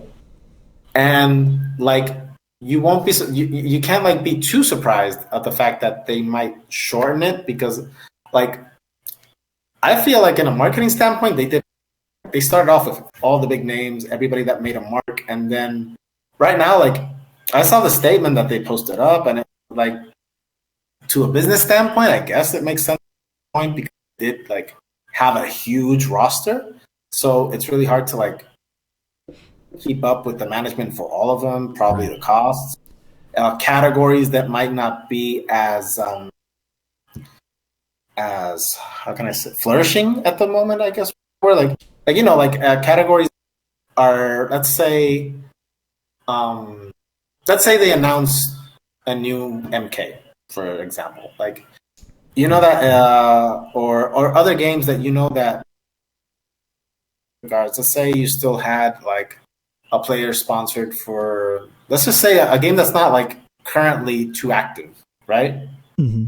So maybe that, in that sense, like, either the players actually or more the trending games, or you kind of have to cut. I mean, I really don't know what's going on through their mind. I just feel like it just I think that's true. Because like right now, the flavor of the flavors are practically Street Fighter, Tekken, Dragon Ball, and Smash. Obviously, Smash. See, but that's crazy to me, because I feel like Tekken has had this continual slow burn. It's only gotten more and more popular. Exactly, that is true. They dropped both of their Tekken players. But then you wonder, like, where? Because that's the thing. That's what I'm saying. Like, factors to put in when you're sponsoring a player. Like, okay, they're getting results, but how active are? How much engagement? That's a good point. How much accessibility do they get with if your sponsors are, let's say, like, your sponsors are based in North America, which don't actually get as much interest if they're more engaging in a country where the sponsor is not, then why would you know what I'm saying? Because like here in Puerto Rico, like, one thing, like, you do in any country, there are sponsors that are more focused on local exposure and sales than international exposure. That is another thing that I feel like is important to bring up, is that region-based investments are totally a thing. Like, and they definitely help out smaller communities too, like from the ground up. That is totally a thing. Don't want to overlook that in this conversation. Just housing this conversation in that totally exists. You are correct. Yeah, I mean, there's a lot of factors to put in. Like, I'm pretty. Who knows if they come back to Echo Fox at some point? Who knows what if they even had offers? Because, like, let's not forget that when a few players, like, before the Echo Fox roster was announced, you would be like, oh, I got I'm parting ways with such and such. Wow, why would this? Yeah. And then all of a sudden, Echo Fox is announced, and then you see the roster, like, all of a sudden, and everybody knew about Echo Fox, like, within like 2 days. That's true. So I mean, they're still in the news. People are talking about. We are talking about Echo Fox. Granted, it's about their somewhat lack of players, but they're still in the news. Exactly, but that's the thing. Like, there could be so many. Still strong. But there could be so many things. Like, you sometimes don't even know if the parting ways thing is like they don't have anything else in mind. Like, because when some of the players did go to Echo Fox, they dropped out from their sponsors, or people thought that the sponsor dropped them. It was like, probably, I think it was like 4 days a week, and then after that, be like, I'm signed up with, This one in particular feels like it was a financial decision, because I think it was Saint who posted a thing on Twitter that was like, I am shocked about this. Oh, wow. And he was like, I loved every moment at Echo Fox. Yeah, it was Saint who said, as of today, I am no longer sponsored by Echo Fox. Though it hurts to write this, I understand the team decision to move forward. I'll always remember how it felt to wear the colors proudly, living my pro gamer dream. The last 2 years have been a blessing I'll never forget. Thank you, Echo Fox. Okay. Well, that maybe he just was, gosh, I don't know. Maybe you could paint it that way.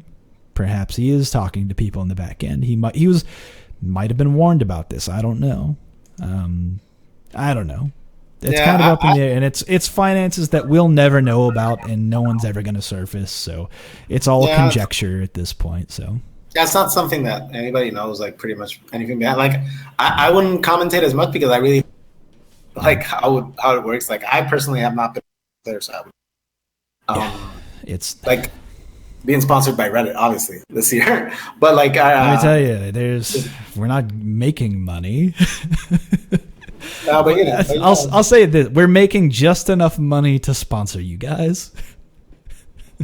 I mean, that's good to appreciate it. Also, but that all comes at the hands of the people who are donating money and buying the cool T-shirts and stuff. So thank the community. The community has really stepped up and really kicked some ass.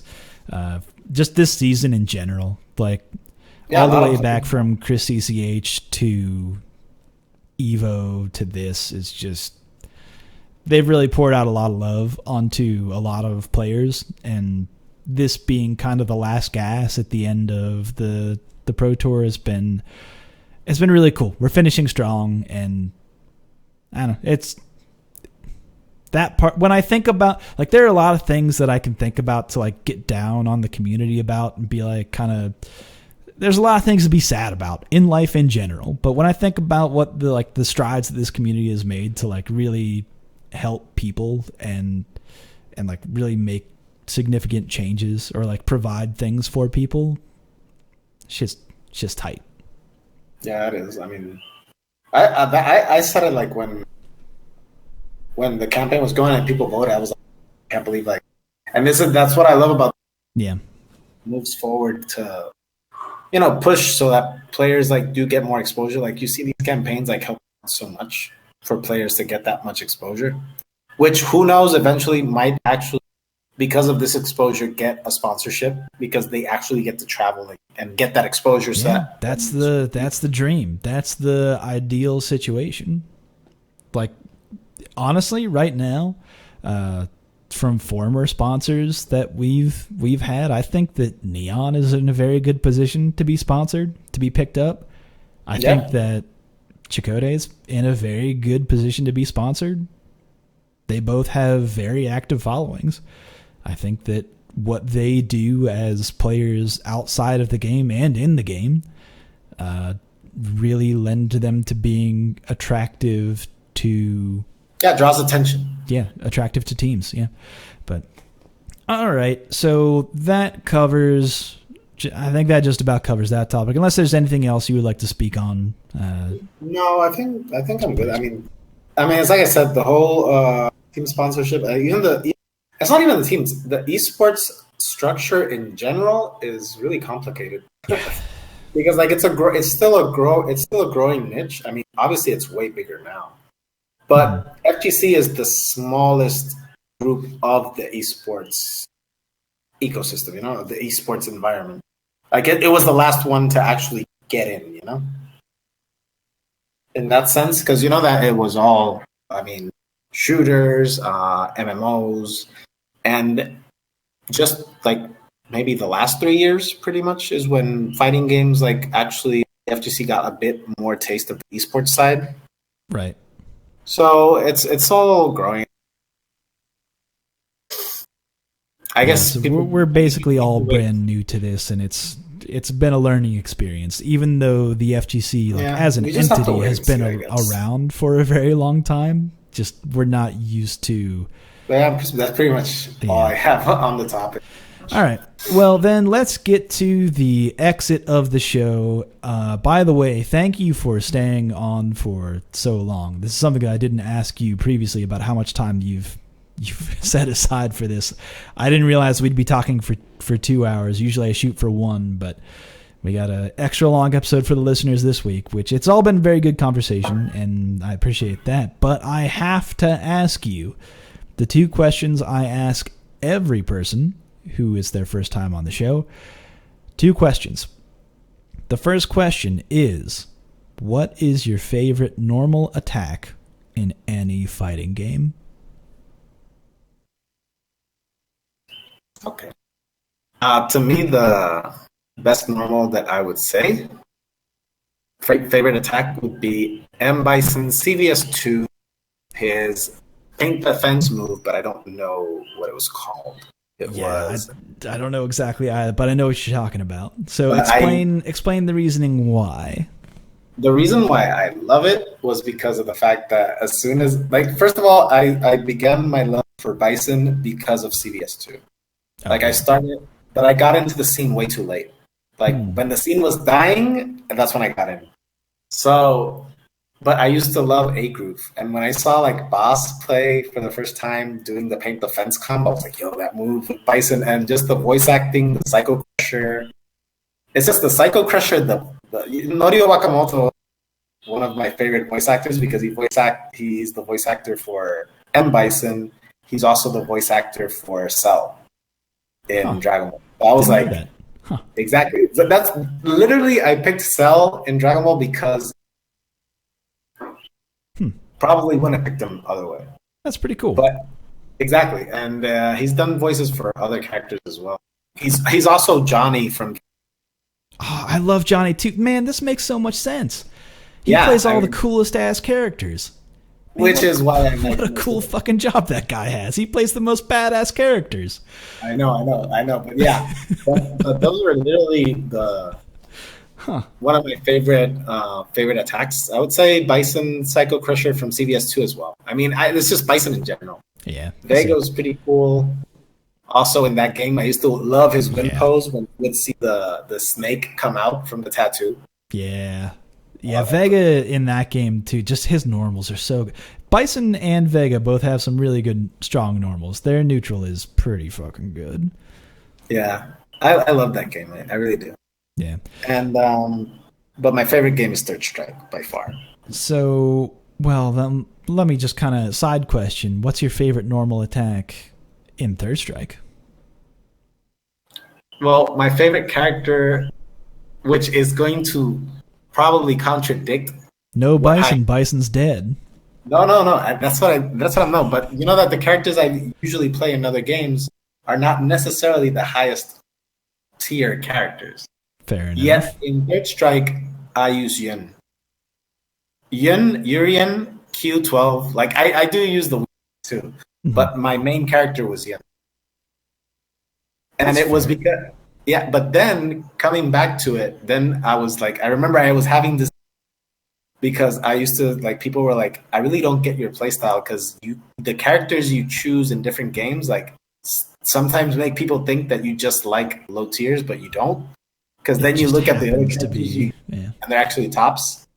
So, and then somebody said, like, randomly, you just like using cocky characters, don't you? I'm like, because I use Li Chaolan in Tekken. I use Frieza in Dragon Ball. I use Bison and Fong. And I used Yin. And if you come to think of it, they're kind of all kind of cocky. Yeah, they all have that swagger about them that is indicative of someone who's got a little, they're feeling themselves a little bit. Exactly. They kind of have that style to them, but they're kind of all like very confident in themselves. Even though in a negative way, but they're confident. Yeah. Like they don't see themselves losing. That's what I kind of like about those characters. So I guess that's pretty much what. But my favorite attack in Third Strike, I would have to say, would be. To be honest, I love the Yin shoulder because, like, my favorite combo of all is Jenny Jin combo. Like the combo, Karapam. Well, that kind of leads into the second question, which is, what is your favorite combo in any fighting game? Well, I would have to say Yin Jenny Jin. Yeah. And second favorite combo would be definitely Bison Fence. Yeah. That tracks with your first answer. Exactly, it does, because I mean, because aside that the looks cool, it also is that. But with Yin, when I played Third Strike, I was a pad player because I played it on PS2. Oh, so okay. I practiced and I do Karapam pad. I can still do it. So people were always like, when I began to travel, like people were like, "Oh, you're the guy that I heard pad." Huh. I didn't know that was a weird thing to do. Yeah, no, that's a weird thing. So because I practiced it a lot, and like I remember I was once in Evo, and I was Brian Hart and Gutex, and I was like, I know I caught Gutex at some point, in the combo. He beat me in the set, but I know I caught him at Car Palm, and I remember like Reinhardt was like saying back, and then all of a sudden he's like, "Oh wait, he's doing it!" Like, just like shoots forward like this pad player just did a Carapom. Yeah, the fucking what? And like everybody does the same expression. Like you see, even when you're doing it to the person, like they lean back, like, "What? Did you just do that?" Like I remember like when I would play matches and would do it on pad, people would like actually lean back, be like, "Wait, did he just Carapom?" Yeah, no, that's sick. Like, but the combo that's really hard to do, I literally had to like practice it more on stick, was the Keeper Jin combo. That combo is like doing Kara Fierce, like stand fierce, but you have to Kara with stand strong to do it again. That's like a really hard combo, but it's really cool. Like it's definitely.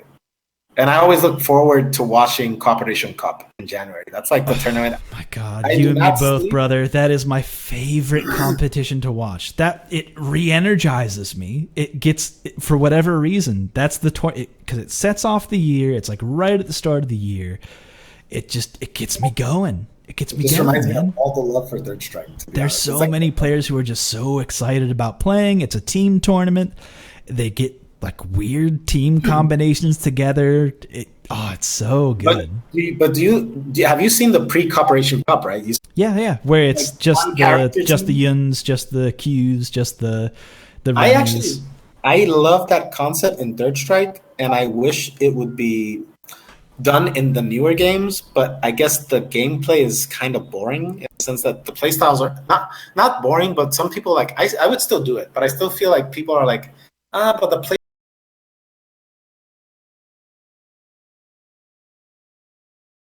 there's so many different styles of like Dudleys, and it would like be so cool because you get to see the matchup. Yeah. At the highest level in different play styles and strategies. And it's first to one. They play first to one. And you're out, which kind of lends to the team structure of, well, you just play the one. Like so anything could happen there. A bad matchup could be, you could swing it in one. But if you see like a whole team body another team, it's like, wow, this matchup is really bad. Like I remember I did not know Necro versus Chun was that bad up until I saw it at Cooperation Cup. It's pretty bad.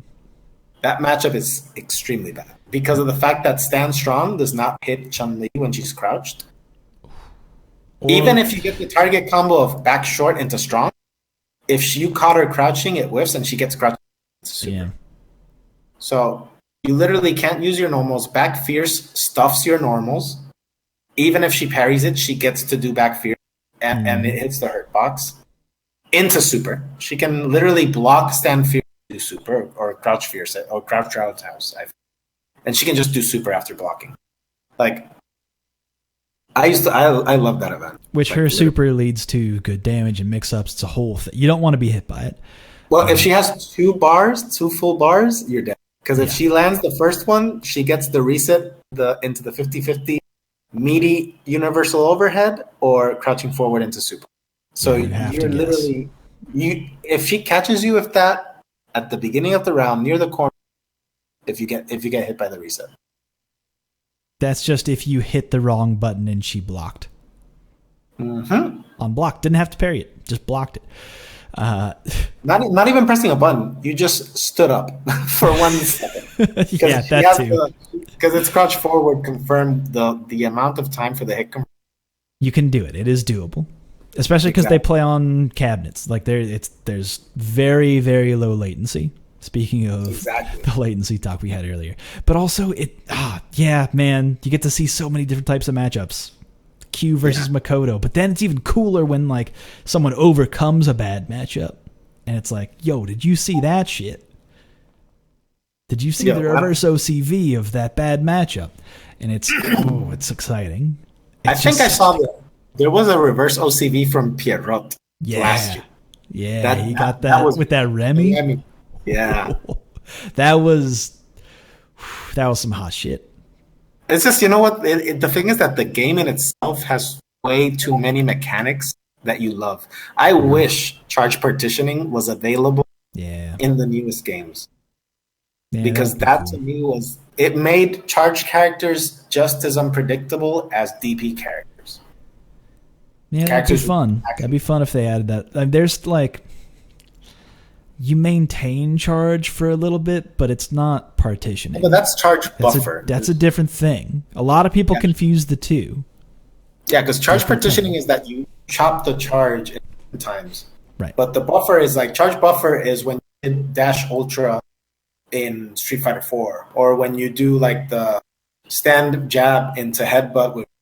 It's still a charge buffer.